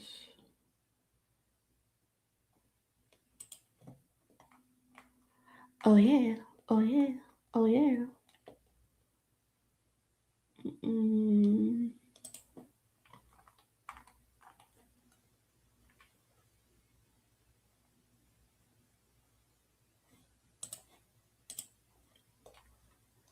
What Mike say?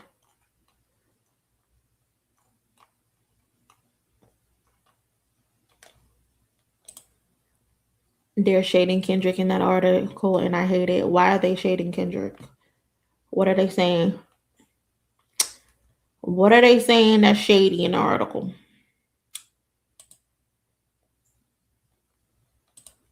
That writer had nothing but shade for Kendrick. Why are y'all saying that? When I read it, I didn't see shade. People are saying eyes bigger than stomach is a compliment. No, it's not. It's suggesting greed, and that's not how you describe it.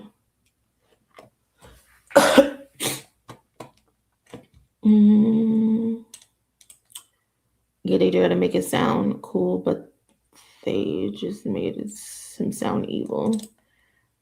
I think a Jill Scott album executive produced by Kendrick, Terrence Martin, and Salway will be incredible. That's an interesting combo.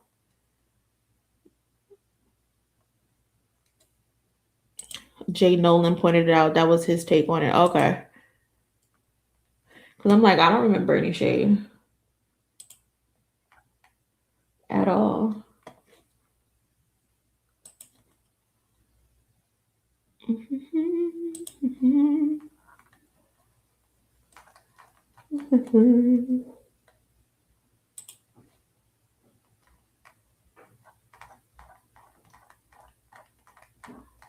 Hold on, y'all. These pictures weren't doing any justice to Jay and Kendrick either. The pics look low budget. Yeah, they look like ID pictures. for whatever reason, they look like ID pictures. Like, it doesn't look like they attempted to airbrush or anything like that. They just took the picture and said, "All right, thank you. That's it." That's it. But I don't know. The writer of the article was Wesley Morris, who's also a Pulitzer Prize winner. I feel like the article was just saying like Kendrick doesn't just make songs; he makes psychological X-rays of himself and the listener. I think that's what he actually said: psychological X-rays. And that his music isn't really like casual listening music. It's music that you have to sit with yourself. And like I've always been saying, like Kendrick Lamar's discography is literally just his life. That's why it's so easy for him to, I don't know, I don't want to say it's easy for him to create, but it's his life. So it's easy for him to tell his life story and be brutally honest about his story. Like every single album chronicles a point in Kendrick's life and where he is at in his life, you know? So he's very reflective, he's very honest in his music. He does a lot of self-confrontation in his music, and he also holds other people responsible in his music. I think he was saying how Kendrick isn't necessarily a conscious rapper, but Kendrick is a subconscious rapper. And, you know, a conscious rapper can come off as someone that's like preachy, surface level, a lot of humana, and word salad. And Kendrick does that sometimes, but he does it in a more flattering way. And he's not telling you like what to think. He's just showing you how people actually think, how people actually feel. And he also shows a lot that it's okay to contradict yourself. There's a lot of duality in Kendrick Lamar's music that I personally love because nobody is perfect. And it's just funny. It's just funny how a lot of people try to hold Kendrick Lamar's feet to the fire, and they try to remember that portion of narratives where it was like, oh, Kendrick Lamar is a hypocrite because he'll say this, but then he'll do that. And it's like, Kendrick Lamar has been telling you that his entire discography. You deciding not to catch on and you deciding not to be aware is your personal business. That's your personal business. Subconscious rapper sounds a bit better. He never gave complete conscious rapper to me. He's not. Kendrick Lamar is conscious, but he's also ratchet. He also can get down and dirty with you. He also can be very loving and very caring. And that's what makes Kendrick Lamar's great. And he's not a one-trick pony. He's the Swiss Army knife. You never know what the fuck you're gonna get with this nigga at all. You never know. You just never know what you're gonna get with him. Like, he likes to talk about his parents. He likes to talk about women. He likes to talk about enemies. He likes to talk about himself. Like, I was literally listening to Pimp a Butterfly yesterday, and it still bugs me. These walls. That song still bugs me the fuck out, because how are you this evil? Like, y'all were saying, like, they were trying to make him sound evil in the article. Kendrick Lamar is evil in a sense. Like, we can call a spade a spade. Like, I think he's very caring. I think he's very loving, but he's also very evil, because who the fuck weaponizes sex as a get back and then goes to the prison and tell this nigga, I've been fucking your bitch because you killed my friend and you're stuck in jail and there's nothing you can do about it. Like, that is so evil.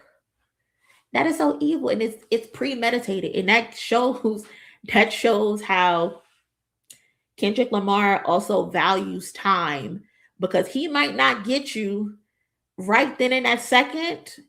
He's gonna make you think shit is all sweet, and then he's gonna creep up on you and he's gonna bust you in the back of your head. And that's literally what he did to Drake as well.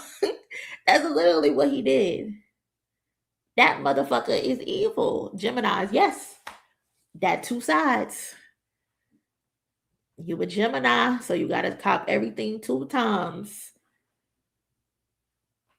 That's that duality of Kendrick Lamar. 100%. You can't deny it.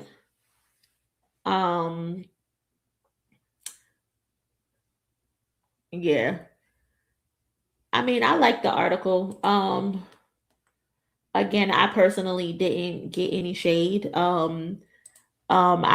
I haven't watched Jay Nolan's point of view. So I don't know what he was saying and why he thought anything was shade. But I mean, we all entitled to our own opinion. I I do dislike the fact that a certain someone is mentioned in his article, but unfortunately, that's just what it's gonna be. That ass whooping was monumental, so it's always going to be brought up. What I don't like about the expert is the fact that he said something about people didn't know Kendrick Lamar had this in him. And it's just like, who are these people that didn't know Kendrick Lamar had this in him? Like, do you guys not listen to him? Have you guys not heard You? If you can break yourself down on a song like You, the way Kendrick Lamar did, what the fuck you think he's gonna do to the next person? If he can break his own self down the way that he did on is it You? Or yeah, it's You. Because I is the last song on To Pimp a Butterfly. You think he's not gonna be able to cook someone else? If he can cook his own self, like, make it make sense, y'all.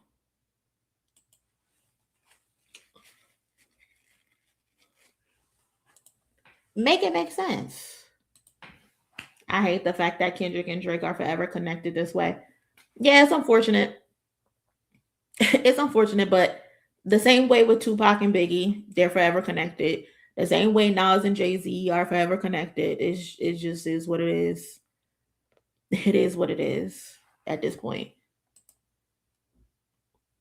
Lil Kim and Foxy are always going to be connected. Cardi B and Nicki Minaj are always going to be connected. It just is what it is. But as long as the overall consensus is that Drake got his ass whooped, I'm good. I'm good. Nas and Jay-Z, they still debating that shit. I don't know why. Even though I'm a whole Avenger, I know Jay-Z lost that battle. But some of his fans still try to debate that shit. But with Drake and Kendrick, it's a clear who won that battle. It's more than clear who won that battle. 50 and Ja Rule, exactly. They're always going to be connected, unfortunately. That's just how this shit goes. Michael Jackson and Prince, they're always going to be connected some way, somehow. So,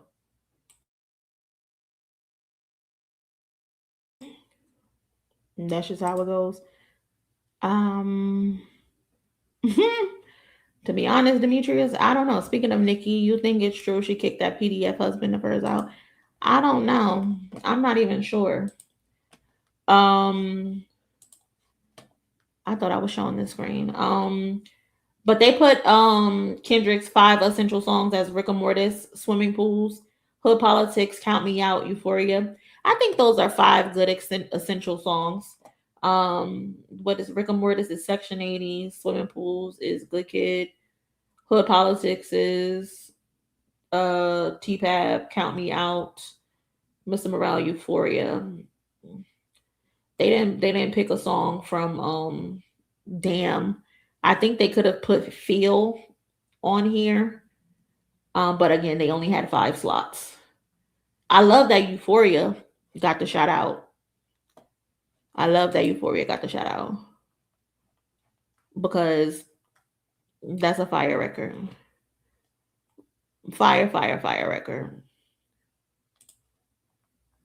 And this is basically shows. I tweeted this earlier, but Rick and Mortis, it shows Kendrick's versatility. Well, all of these songs shows Kendrick's versatility, and that how he's not a one-trick pony for sure. Because Rick and Mortis, you get technical precision, the way he's rapping so fucking fast, not taking any breaths. Swimming Pools, where you get social commentary. Hood Politics, you get cultural perspective. Count Me Out, that's where he's vulnerable, which is my favorite song. That song makes me fucking cry. And then Euphoria shows that he is battle tested. So they put together a good selection of songs for Kendrick Lamar that all shows you different ranges for him. Reincarnated is fire song. Fear and Duckworth are 2 of the best written songs in hip hop from the past 20 years. I can agree with that, Michael. I definitely can agree with that. For sure. I re-listened to Kendrick Lamar Euphoria song this morning at the doctor's office. I'm probably going to listen to it tomorrow on the anniversary. How Much a Dollar Costs was right there. How Much a Dollar Costs is a good song, but I don't think that's like top 5, Kendrick. It's fire though. Great message. Great message. Yeah, Feel is phenomenal.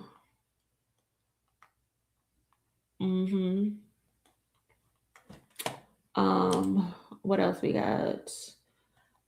Speaking of Jay-Z, he also made the list, of course. And unfortunately, because the internet is gonna do what the fucking internet does, and automatically they are pointing fingers. They're trying to push certain type of narratives because of the things that Jay-Z said in the interview. Now, I low-key wish Kendrick would have did an interview, but he just sent those pictures and said, take it. That's all I got for you. Take these fucking pictures and be happy. But Jay-Z did give an interview, and during the interview, he was talking about remaining authentic. Well, he talked about a lot of shit, but what we're going to specifically talking about is where he was talking about remaining authentic in the industry, where it's easy to chase trends, trying to cater to younger audience as elders in the game. And he gave props to the Clips, who just put out an album in 2025 in July, like I Sort 'Em Out, where they are seen as veterans in the game. And a lot of people, a lot of these rappers, even though they are of a certain type of age, they try to appeal to the youth because they want to remain relevant. So they chase trends. They call up streamers. They try to involve streamers in everything that they're doing. They're trying to do TikTok sounding songs and shit like that to be able to get plays and to be able to get streams and shit like that. And Jay-Z is like, if you're trying to make young music and you're not young, it's going to be inauthentic, and people can feel that. I love what the Clips are doing right now and how it's authentic to them. So let's play this real quick because, of course, you know, people all the time never hit dogs be hollering out here in these streets. They automatically assume that Jay-Z was talking about Drake. fight against the future. Future's coming. Artists, they were trying to recreate something that was already done, but they're not connected to it like that. They're not living it and breathing it. They were fighting against gravity as opposed to telling their story. We needed that other side. We needed to hear about what happens when you've had 4 successful albums. What happens? What is that feeling like? How do you make the next one? How did you get in the studio? How are your kids? How do you interact with this hip hop? But if you're trying to make young music and you're not young, it's going to be inauthentic and people can feel it. You can smell it. So the best thing that anyone can do, like going through music, is to tell a story and just keep creating from that space. I love what the Clips are doing right now and how it's authentic to them. And they're telling the story about their mom and dad who just passed away and how deep that is, with John Legend singing on the chorus, and everything that they've been through is an authentic display, a piece of classic material that it could have came out 96 or come out 2026. It still feels the same because it's real and it's authentic to who they are. Facts. So Jay made great points about people trying to cater to the youth in their old ass age. And it's just like, why at your age, 40, whatever, you feel it's necessary to make TikTok sounding music, Like, where's your real life experiences? Where is it? And this reminded me of an interview that Schoolboy Q had did a couple years ago. I had posted it because he talked about that may not wanting to make music catering to 14-year-olds specifically. And I remember even he ended up getting pushed back for saying this. Understand that. Me personally, I don't want to relate to kids. Mm-hmm. At 37 years old, I don't want like a 14-year-old like, oh shit, I just don't want it. Mm-hmm. You know what I'm saying? Mm-hmm. It's like not for me. My lyrics aren't coming from there. Like my lyrics are about my life. And at 37, I don't have 13-year-old bars right now. Mm-hmm. But I can still make you move. Don't get me wrong. Making somebody move is different from like, I don't think I should relate to a 14-year-old. I strongly agree. Yeah. And that's where rappers mess up. They try to, when they get to a certain age, they try to take the sound what somebody's 20 is doing or 19 is doing, and it just doesn't sound good. And it's like, okay, you sound like the, you know, the D version of whatever that's cracking. And I don't want to sound like that. I want to sound like me. And that's the scary part about now, is because I don't want to do something where I'm sounding like that D version of what the younger dudes are doing.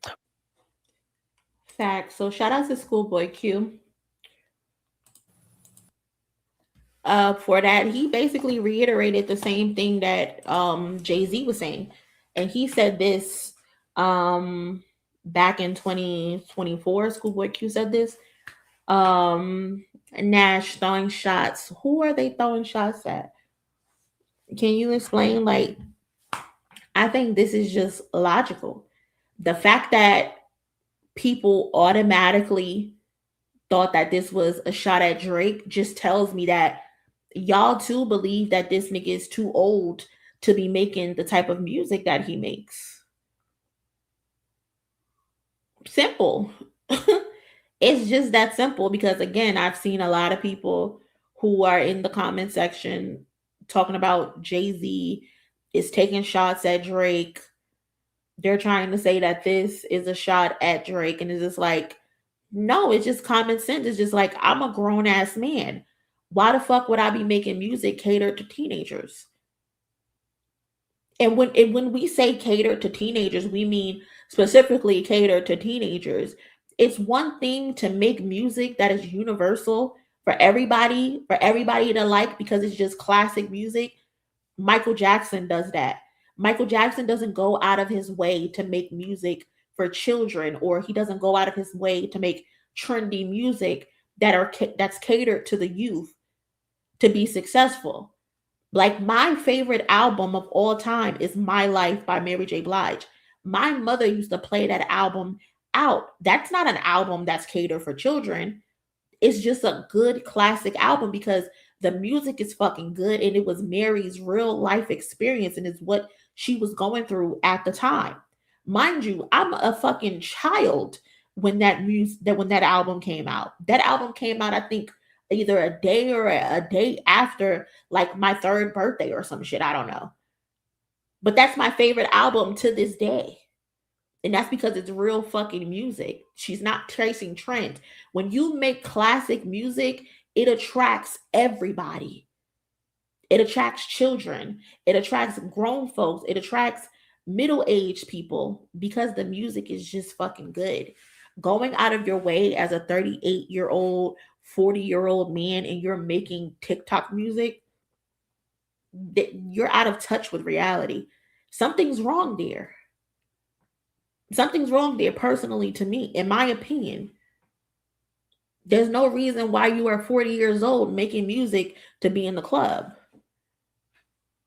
You hear all of these people who are, when they're talking about certain shit, they're like, oh, I don't hear this in the club. I don't hear that in the club. You're 50 years old. You shouldn't be in the club anyway. You should be at home, tucked in bed, and watching Little House on the Prairie or some shit. A lot of people don't want to act their age. They want to be forever young. And that's funny that I'm saying that, because I saw people also saying, well, Jay-Z, you have a song about being forever young. You fucking idiot. You fucking idiot. That's not what Forever Young is about. Forever Young is about leaving a lasting impression. Forever Young is about leaving a fucking legacy. Forever Young isn't about being being young in age forever, you fucking dweeb. But if you knew that, you wouldn't say stupid shit like that. Oh, Jay-Z, you made Forever Young. Yes, I made Forever Young because it's about me wanting to be remembered for the work that I do, my philanthropy, the music that I made, how it made you feel. That's what Forever Young is about. But you motherfuckers are so stupid and simple-minded, you don't grasp concepts of the song. You just see words and you just run with the narrative. Y'all are just so stupid. And then when I call y'all stupid, y'all upset and y'all calling me a fat bitch. That ain't right. That ain't right at all. That ain't right at all. But yeah, that's just the truth. Jay-Z isn't wrong. Schoolboy Q isn't wrong. Jay-Z made 444 because that's where he was at in life. I'm a grown-ass fucking man with children. Why the fuck would I be making a Tootsie Slide? No. That's why the clips could make Let God Sort Them Out. That's why the clips could make songs like Birds Don't Sing. And that's why Malice can get on a record and talk about his life and talk about how much he loves God and shit like that. Putting God and shit like that in the same sentence is crazy, Moni. It's crazy. But y'all get me. Y'all get me. God knows my heart. But again, that's why Kendrick Lamar can make Mr. Morale and the Big Steppers, and he can talk about being a father, a new father. He can talk about fucking up and almost losing his family because they live real fucking life. They're not out here trying to cater to children. The children just so happen to be attracted to them. I don't know nobody else who got the children like Kendrick. The amount of babies that don't play about Kendrick Lamar is insane. Like, the babies love Kendrick Lamar. They do not play about him. And mind you, those songs that he's making, those aren't songs that are technically geared towards the youth. They're not songs that's technically geared towards children. They're just good songs that could get you to turn up and have a good fucking time. You got fucking 6 months olds talking about squabble up. When he said he need all his babies, he meant that. He meant that. And that's why y'all niggas' music isn't lasting, because y'all making bullshit. Y'all out here making TikTok songs. Y'all out here just trying to go viral. That's why y'all's favorites aren't on the 30 greatest living songwriters list. And that's why y'all favorites aren't on the 100 best vocalists list. That's why y'all favorites are not having albums that are charting for 700 plus weeks and never left the Billboard chart. Because y'all are not making classic music. Y'all are making playlist music just to get on the radio and just to fucking vibe. Make some real fucking music for once. Please. Goddamn. Appreciate y'all so much for pulling up, for everybody who's in here. I see we got a little over 200 people in here, and I see we hit the 200 likes mark. So shout out to y'all. I appreciate that so much. Also, thank you to everybody who's contributed to the goal. I appreciate that so much as well. It helps the channel and all of that.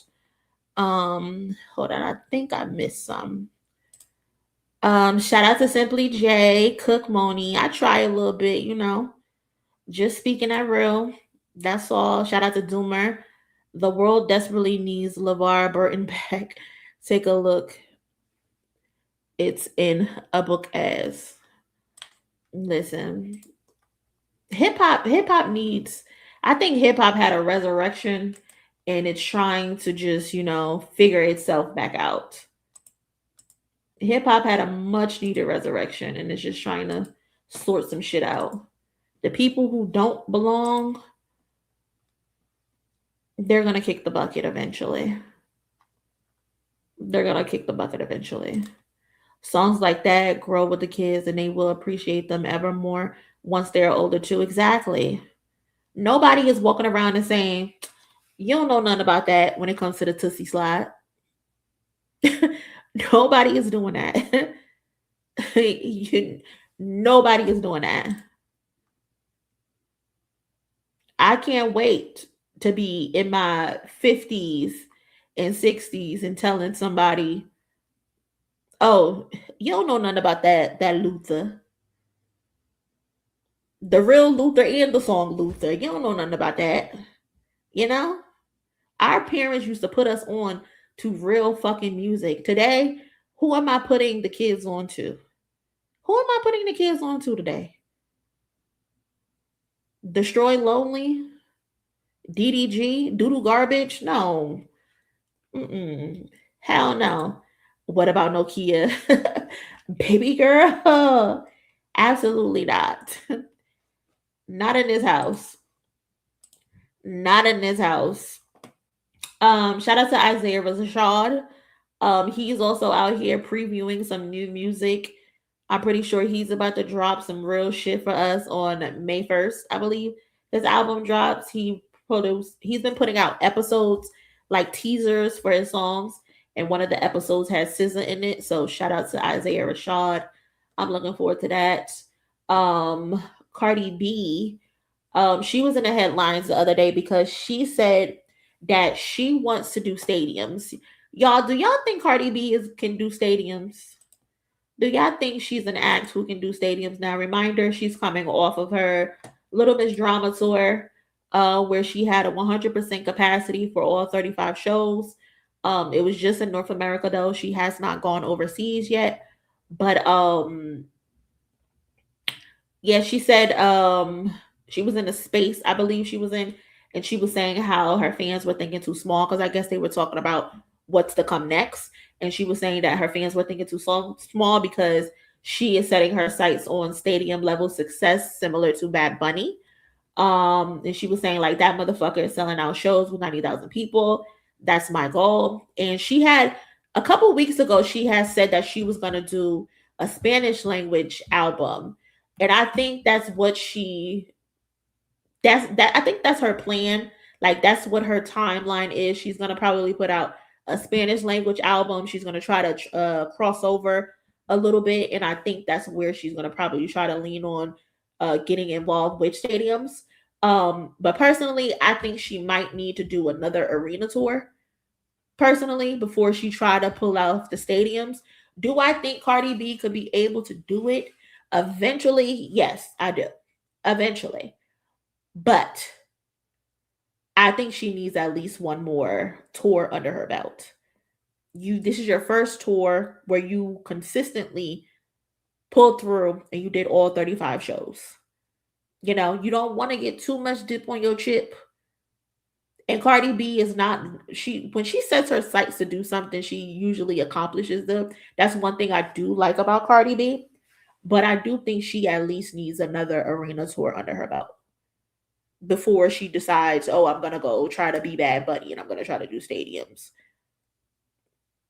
You know, so I think try a world tour arena first. Yeah, exactly. Like, you need to go overseas, Cardi B, first, because you just only did the North America leg. You need to see what your demographic is going to be outside of North America before you say, hey, let's get some stadiums under my belt. I think she can if she lower her ticket price. Yeah. Prices ish were an arm and a leg. To be honest, I think Cardi B's ticket pricing was decent. It's unfortunate the resale. The resale is what be fucking people up. That resale be a bitch. She need a few more hits too. To be honest, Cardi B is good on the hit factor. To be honest, we watched on stream the other day, I think the second to last show, not one song that she performed was not a hit. Even if it's not like a hit on the charts, Cardi B got an arsenal of songs in her resume. I think her set list is fine. When it comes to the set list, Cardi B is good. She's a lot better than a lot of people, truthfully.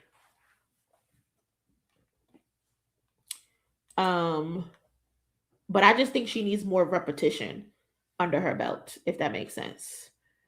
Apart from Dubai, where else did she go overseas? She didn't go to Dubai for her tour. I think she went to Dubai for like some type of like festival or something. She didn't go overseas at all for this tour. She stayed local home. Let's talk about the red tart money. I saw that tweet. Let's not, because you ain't gonna get my hopes up. You is not gonna get my hopes up playing with Kendrick now.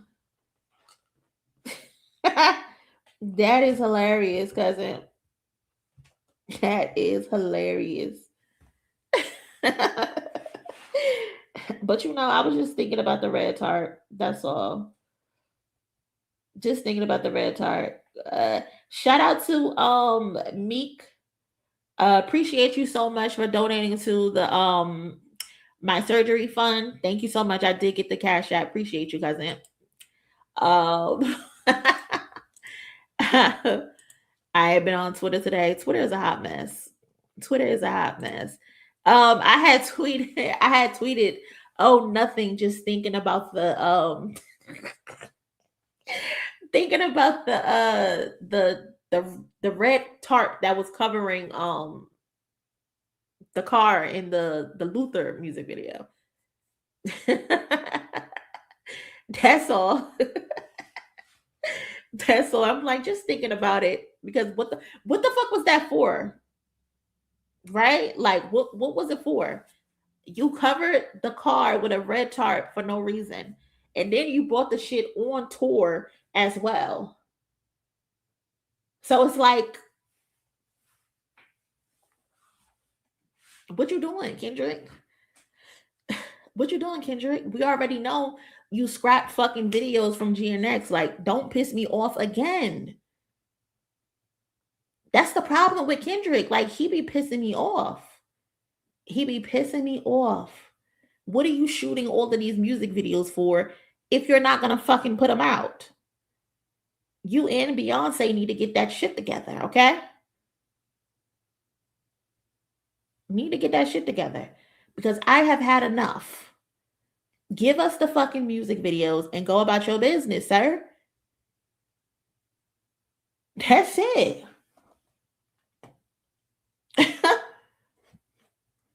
But yeah, that's what I was saying. Like, there's nothing. Just thinking about the car with the red tarp. That's all. And then too, I have another theory about Beyonce and Kendrick for her Act 3, but I'm just gonna keep that internally to myself when it comes to Prince. But I'm still marinating on that. The wheels are still turning for me with that.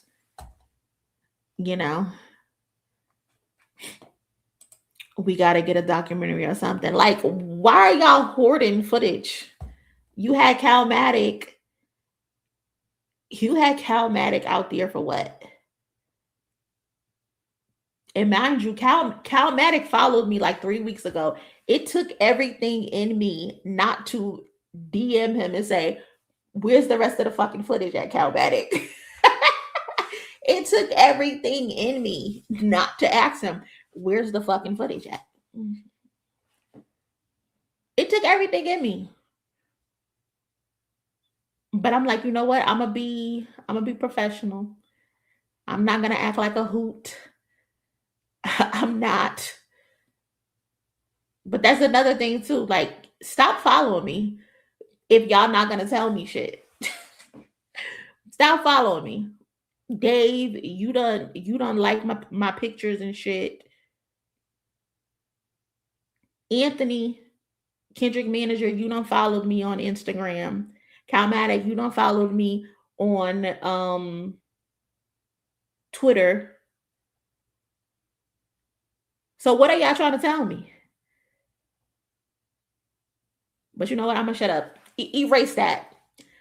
Y'all ain't hear nothing. Erase that.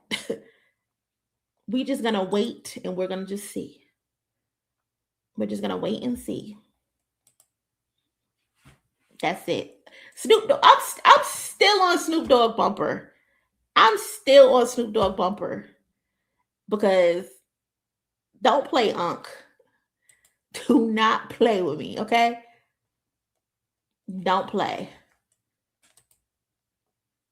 I know you got your little biopic coming out and shit, but I'm still on your ass because I ain't forget how you was acting when Taylor Made dropped. I'm still not over that. I'm still not over that at all. Snoop lying. Shit crazy. I don't know, but we shall see. I don't even know what direction Kendrick Lamar could take for his next album, because we know he doesn't do anything twice. He doesn't do anything. So like, what direction is he going to take now? I just don't know. I can't call it. I really can't call it. Like, there's so many theories, there's so many ideas, but it should be interesting. Like Beyonce, we know she's gonna put out a rock album, or allegedly she's gonna put out a rap album. It would not shock me if Beyonce put out a rap album.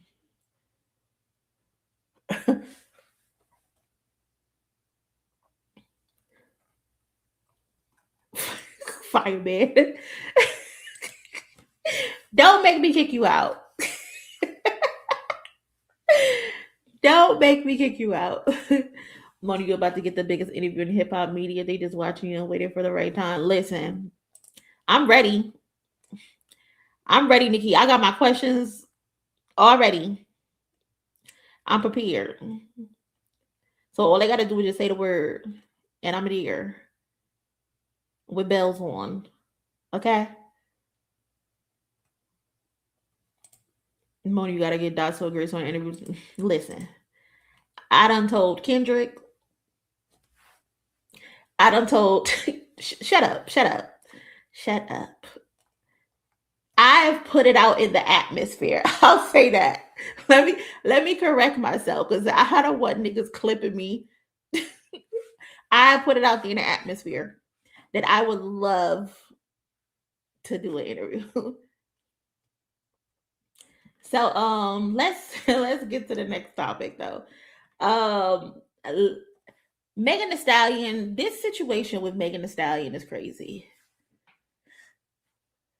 Megan Thee Stallion, don't be scared. Niggas slip up sometimes. Niggas slip up sometimes, but whatever. As long as it's between us. Megan Thee Stallion situation is really sad these days. It's really sad because how the hell you get cheated on and niggas turned it into bashing you? Like, how does that happen? Like, y'all really hate women, Black women especially, because this girl gets cheated on, and in return, y'all call her hoes, y'all call her bitches, and y'all say she deserved to be cheated on. When, if I'm correct, if I remember correctly, when they first got together, they were calling Klay Thompson a simp. They were calling him a loser for getting with Megan. They were dissing him. A whole lot of men were dissing him. And now all of a sudden he's a real nigga because he probably cheated on her, and because he broke up with her and he broke her heart. Now he's a real nigga all of a sudden. Like, y'all are so weird. Y'all are so pathetic. Y'all are so misogynistic. It's disgusting. Like, it's not even funny. Like, what do y'all get out of it? What do y'all get out of it? I've seen people say, oh, she posted that because she want to make herself a victim, like always. What the fuck do you mean, like always? Was she not a victim? Was she not shot? That would make her a fucking victim. Or am I tripping? Am I bugging? Do I not know the definition of what a victim is? Why can't she? Why y'all? So the thing is, a lot of these men, they want Megan and other women like Megan to suffer in silence. That's what it is.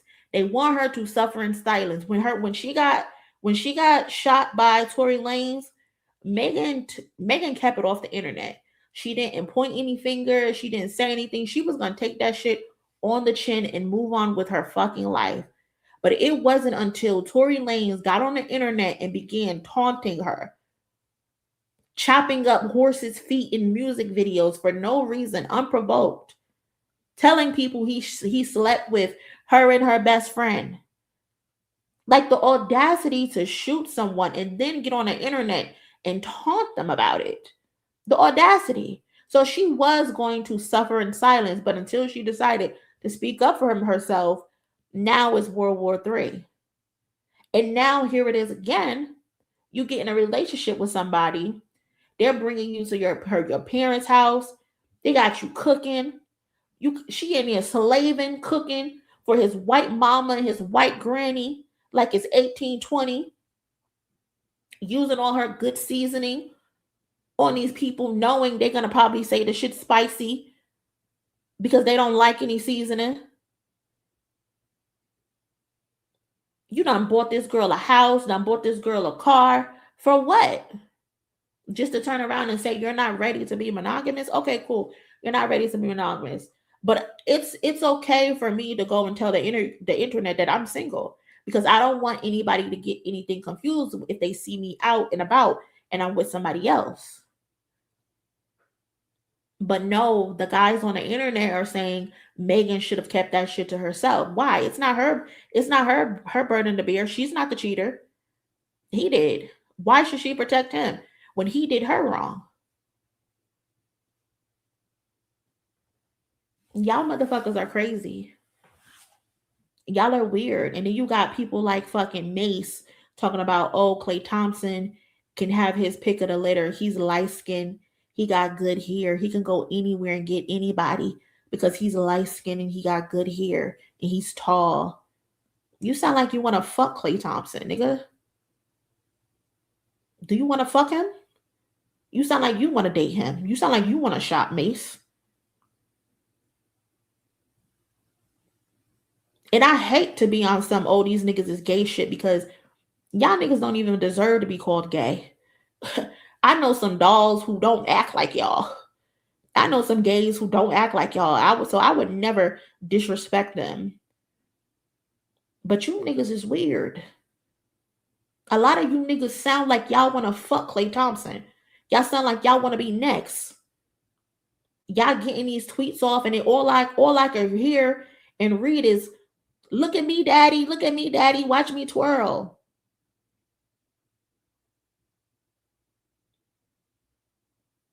This shit is disgusting.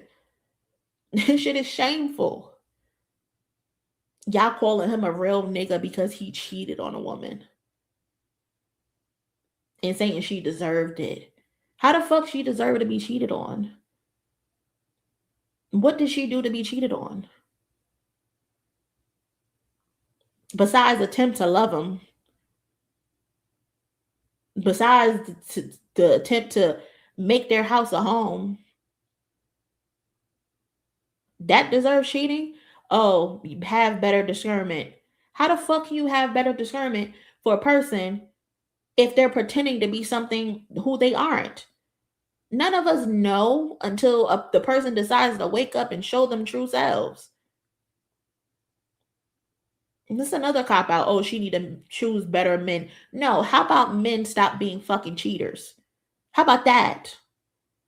Y'all don't want to hold men accountable for nothing. I seen a debate on the internet the other day where they're talking about, if a man say he don't want a child with a woman, she should go get an abortion. Bitch, how about you tuck your dick back in your pants? How about that? Women can't get pregnant by themselves. If you don't want a child with a woman, put that dick up. It's that simple. Tuck that dick in your back pocket, nigga, if you don't want a fucking child. When are men going to take responsibility for their fucking actions? You nasty bitch. A woman could fuck all day. A woman could bump coochies, bump pocketbooks, but she can't get herself pregnant. If you know you don't want a fucking child with somebody, put that dick up. Period. It's that fucking simple. Nobody forced you to lay down with this woman. Nobody forced you to get that nut off. And then it'd be 2 minutes. Get the fuck out of here. Y'all be pumping for 2 minutes. Now I gotta deal with you for the rest of my fucking life. Annoying as hell. Take some fucking responsibility, man.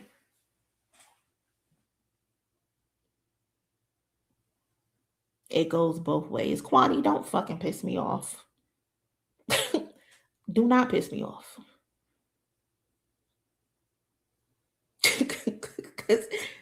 Because you in some shit too. So shut your ass up. Like, come on. Like, it is so weird seeing the response to this shit. Like, even on like, this shit is everywhere. It's on Facebook. It's on Twitter. It's on Instagram. And then everybody is just being misogynistic and ugly.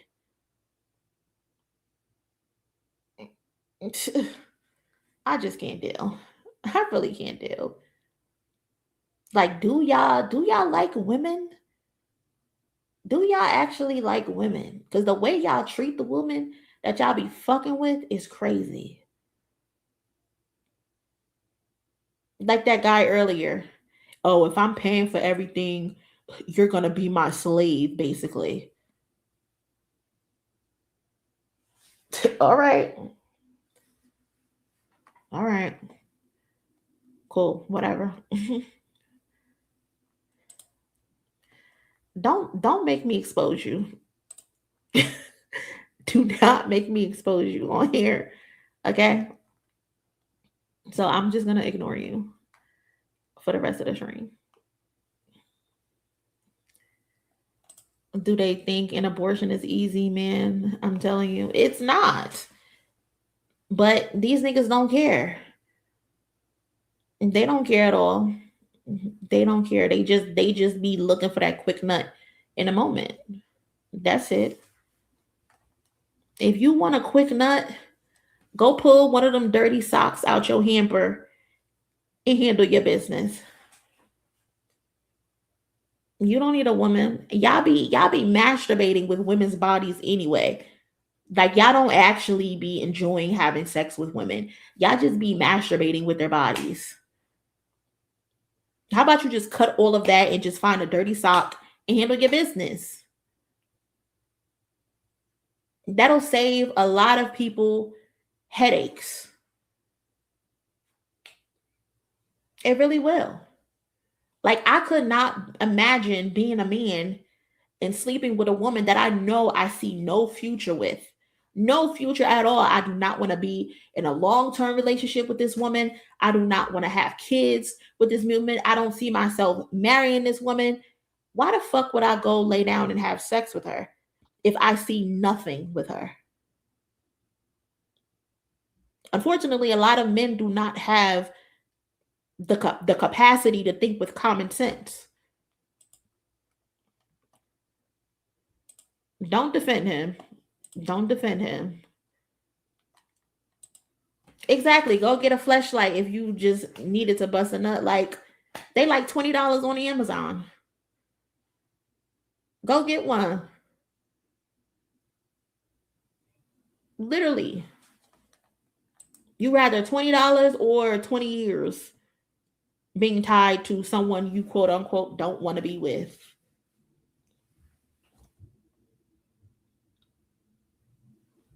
I don't get it though. I don't know. Maybe I don't get it because I'm not a man. But shout out to Megan. Justice for Megan. I hope, Klay Thompson, when you wake up in the morning, you wake up with all pain in both of your knees. Honestly.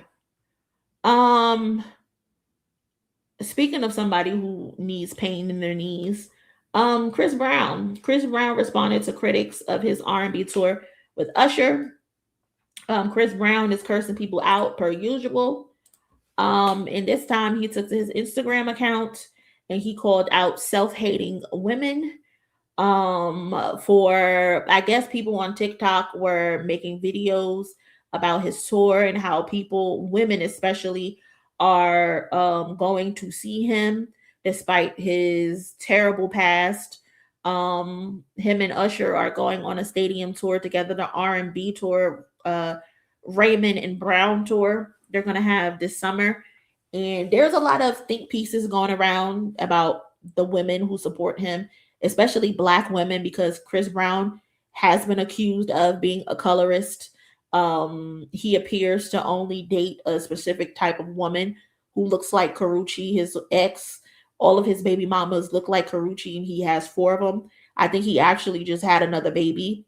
So he had his 4th child by a 4th woman over the weekend. And, that's his preference. If that's what he likes, then that's what he likes. I think it becomes an issue for people when your fans or whoever shows up to the club and you tell security, no dark butts, no dark skinned girls, only light skinned girls. I think that's where the issue comes in. But anyway, he responded to the critics. He said, the funniest and the weirdest shit ever to me is the fact that people, spelling people that way is crazy, have the option to come to my tour and the option not to. I know everyone who is a fan of me and Usher will definitely be in the building and it will be packed just like last year.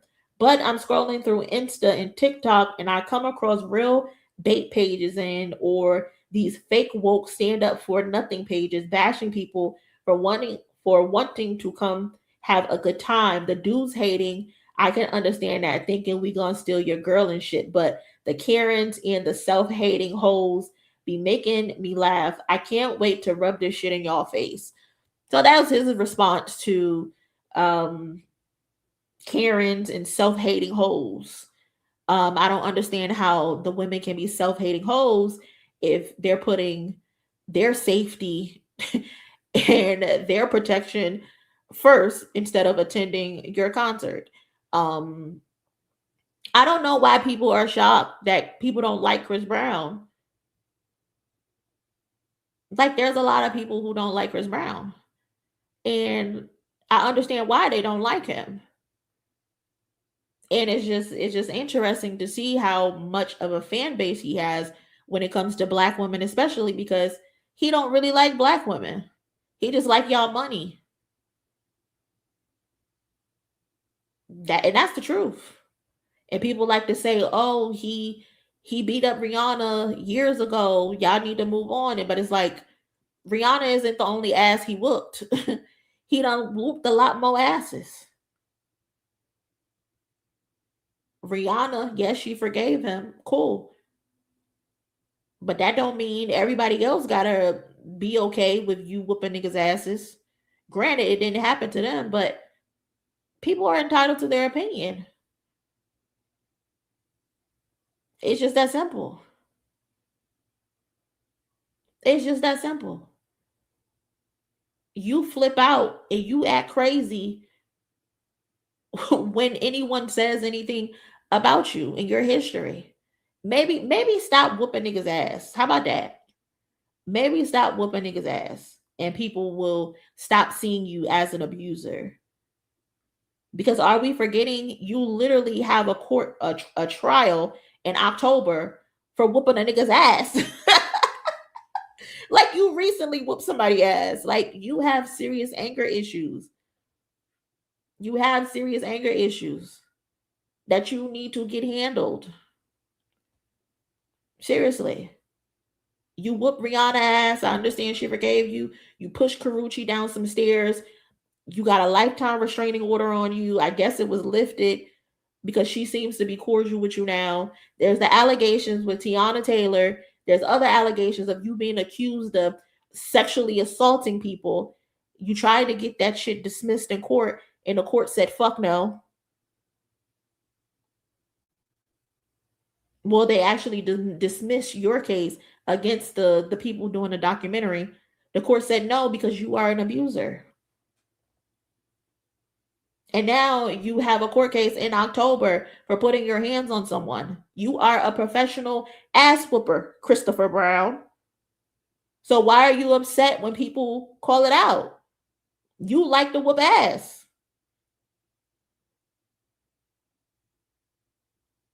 So I understand why people are trying to figure out why Black women especially are going to your tour. Because 1, you are a professional ass whooper, and 2, you don't really like Black women. That shows in your actions, in the way you talk to Black women, and how you disrespect them. Shout out to Tokyo Vanity because she gave it to your ass and you shut the fuck up. She put you right in your place and you shut the fuck up immediately. But anybody else, you hooting and hollering and puffing your chest out. Like, I am so tired of people acting like it was just Rihanna. It was not just Rihanna. It was more than Rihanna.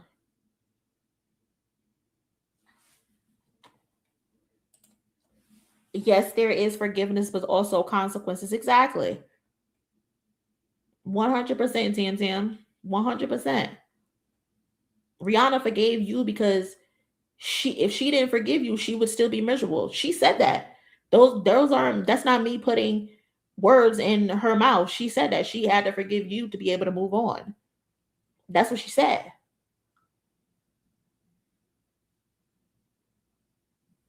And it's one thing if you want people to stop bringing up your past. People will stop bringing up your past, Chris Brown, if you actually show change. If you actually shows you're doing the work and you are rehabilitated. But it's like you're not rehabilitated because, again, you're still whipping niggas' ass. You still have the allegation that you yoked Tiana Taylor up. And of all people, Usher allegedly had to step into the middle. It would not shock me if we get 4 weeks into this tour and there are some rumors of a fight breaking out. It would not shock me at all. It wouldn't shock me, bro. Change and remorse. He shows none of that. None of it. And Chris Brown is able to get away with a lot of this shit because, one, he's attractive, and two, they think he has some sort of talent.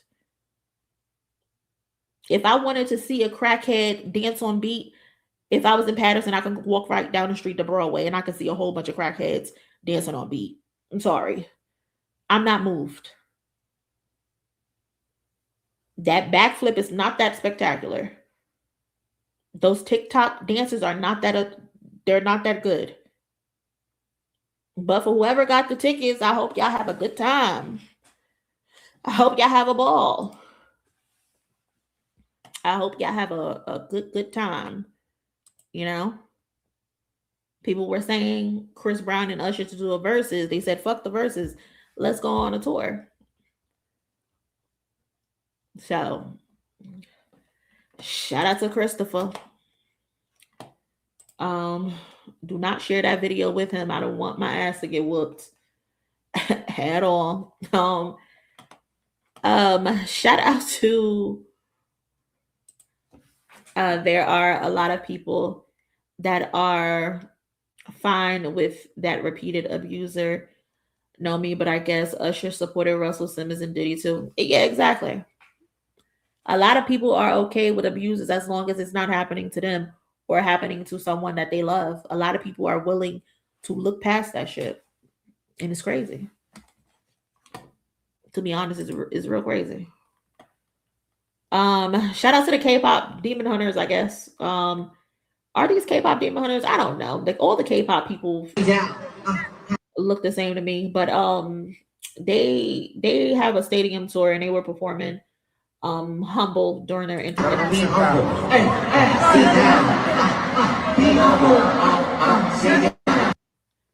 So I thought that was cool. BTS, yes. Where the fuck did I get K-pop demon hunters from? I don't know where I got that from. But K-pop love Black culture. Yeah, that's exactly what K-pop is. They have removed all of the resources from hip-hop and they've given it to the K-pop people. That's what they have done. That's what they're doing to our genre. They're changing the rules to remove us from Billboard and shit. They're changing the rules. They're removing resources from the labels, from the media pages, and they're investing them all into K-pop. Nasty work. Nasty, nasty, nasty work. Like we have real shit going on in this genre. But instead we got to deal with academics every fucking day talking about nothing. Whatever.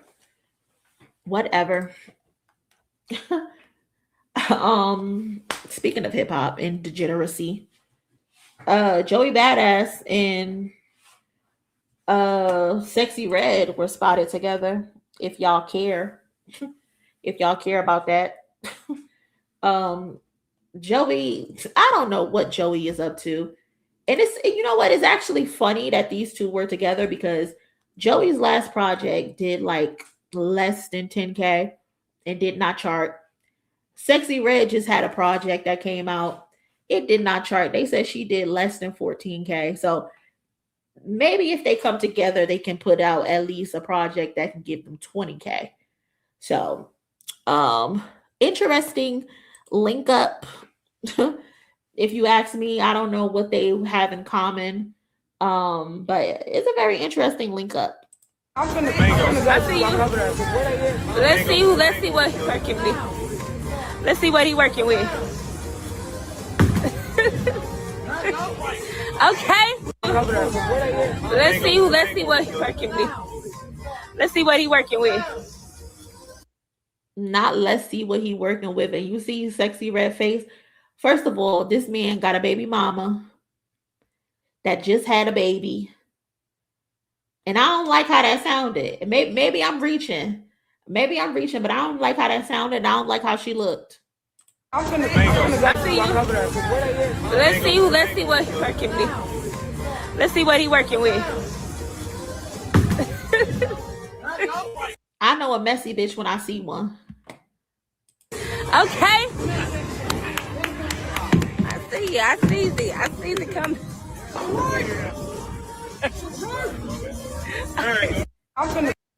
Soraya, girl, you better go get your man, girl. You better go get your man. Because ain't no telling. These hoes do not care. If Chris Brown didn't exist, Tyler Perry would create him. What? What? That is hilarious. Because it's true. It's true. Tyler Perry loved doing some degenerate shit, man. I'm still not over Tyler Perry giving fucking Judith AIDS because she wanted some excitement in her marriage. The movie Temptation is fucking crazy. Judith wanted a little bit of excitement in her life because her marriage was boring. All she knows was church and her home. That's it. And my girl just wanted to go out. She just wanted to feel protected. She just wanted to feel wanted. And the first time she stepped out, you gave her AIDS. Tyler Perry, you are going to hell. You are going to hell. And I'm not even playing. Oh my God. Shit is crazy.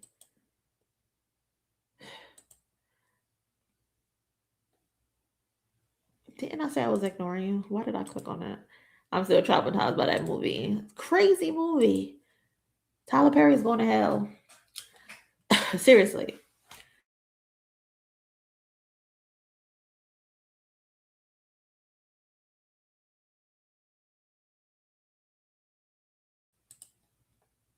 Hold on, y'all. My screen stopped sharing.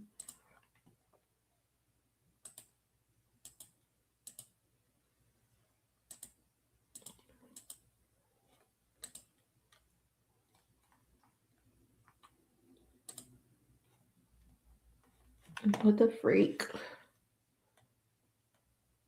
Okay, there it goes. Joey and Sexy Red are having a sexual affair with each other. Now, that's how rumors start. That's how we get rumors started. Do she still have the STD lip gloss? Yep, she still has it. Actually, I think I just saw a video where she said that she was trying to get it into Sephora, but because of the names, they wouldn't take it or something like that. Like, why would anybody want a lip gloss that says gonorrhea or chlamydia? No, I wouldn't sell that either. Discharge. Like, no, girl. Get out of here with that weird shit. What else I got here? We spoke about Beyonce Interact 3. That's supposed to be on the way. Gonna see how that do. These pictures right here of Top Dog and Monica and Pierre Thomas is fucking hilarious. They put together this Bonnie and Clyde theme. They got Top Dog pointing guns and shit, playing characters. Hilarious. Somebody said wear his red hat out. His red hat is under that hat. He didn't even take that red hat off. His red hat is under that hat that he's wearing. But this is a cute thing. I think this is Snoop Dogg's wife as well. Her right here. I think that's Snoop Dogg's wife. I think this would be cool for a birthday party theme. Bonnie and Clyde. I think that would be pretty cool. But that shit is fucking hilarious. That shit is fucking hilarious. Oh, did y'all see this? The Game and birthday boy right here. What's up? The Game and Dr. Dre. It's your pride. Man, big. What's up with it? How you doing, my man? I'm ready. Where is it? Man. What's up with it? How you doing, my man? I'm good. How you doing? Y'all niggas look just alike.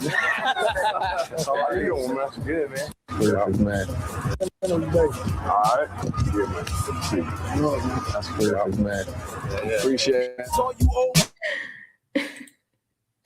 Dr. Dre look like, did he really wanna dap him up?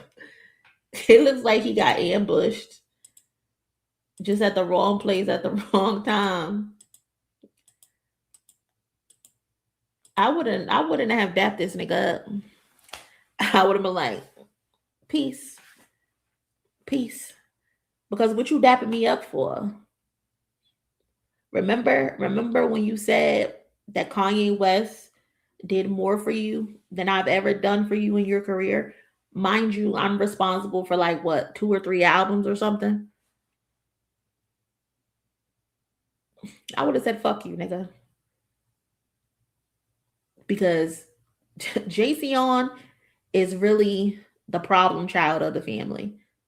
Just reckless and out of control for no fucking reason at all.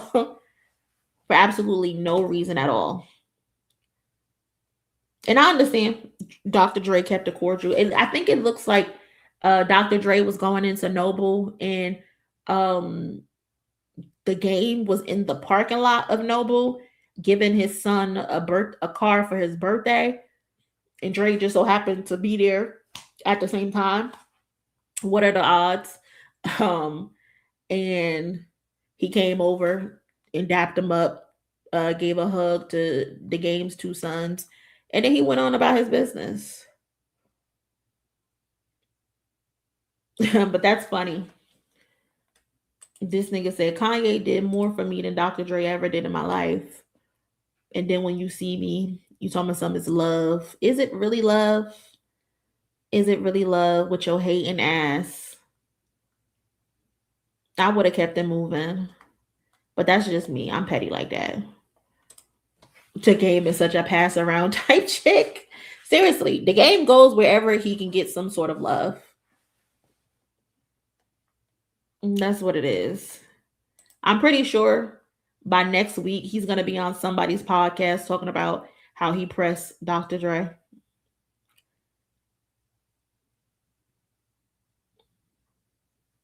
The body language says it all. I don't even think Dre looked at him once.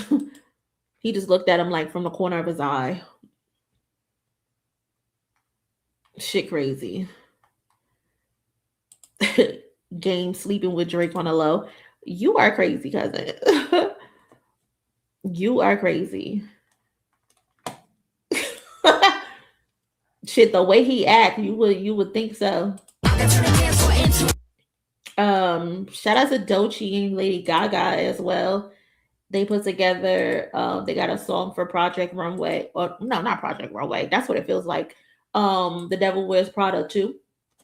They got a song out together, and the music video is pretty cool, very fashionable,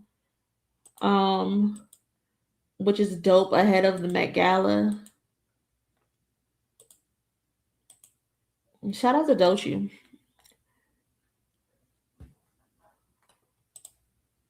She does. I don't think I really like the song. Is this song on the movie soundtrack? Yeah, it's definitely a movie soundtrack-ish song.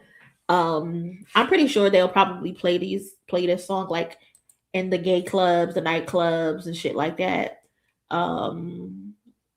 But yeah, I just think it's a song for the soundtrack. I don't know. It's not my cup of tea, personally.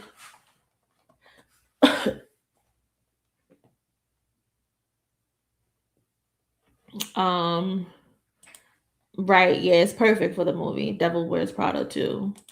I'm ready for the album. Yeah, I'm definitely ready for Doechii's album. I think she'll probably drop sometime this year.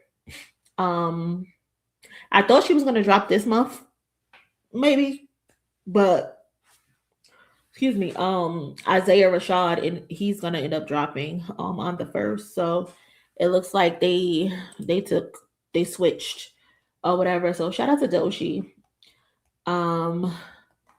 What else we got going on here? You know what? I'm actually going to end the stream right here because I gotta go somewhere for a second. And plus I think Culture United is about to start. So I appreciate everybody who pulled up to the stream today. It was earlier than usual. Tomorrow, I'm gonna come back on tomorrow probably. Fingers crossed, and we'll finish up the rest of the trending topics. But again, appreciate you guys. Thank you so much for pulling up and hanging with me.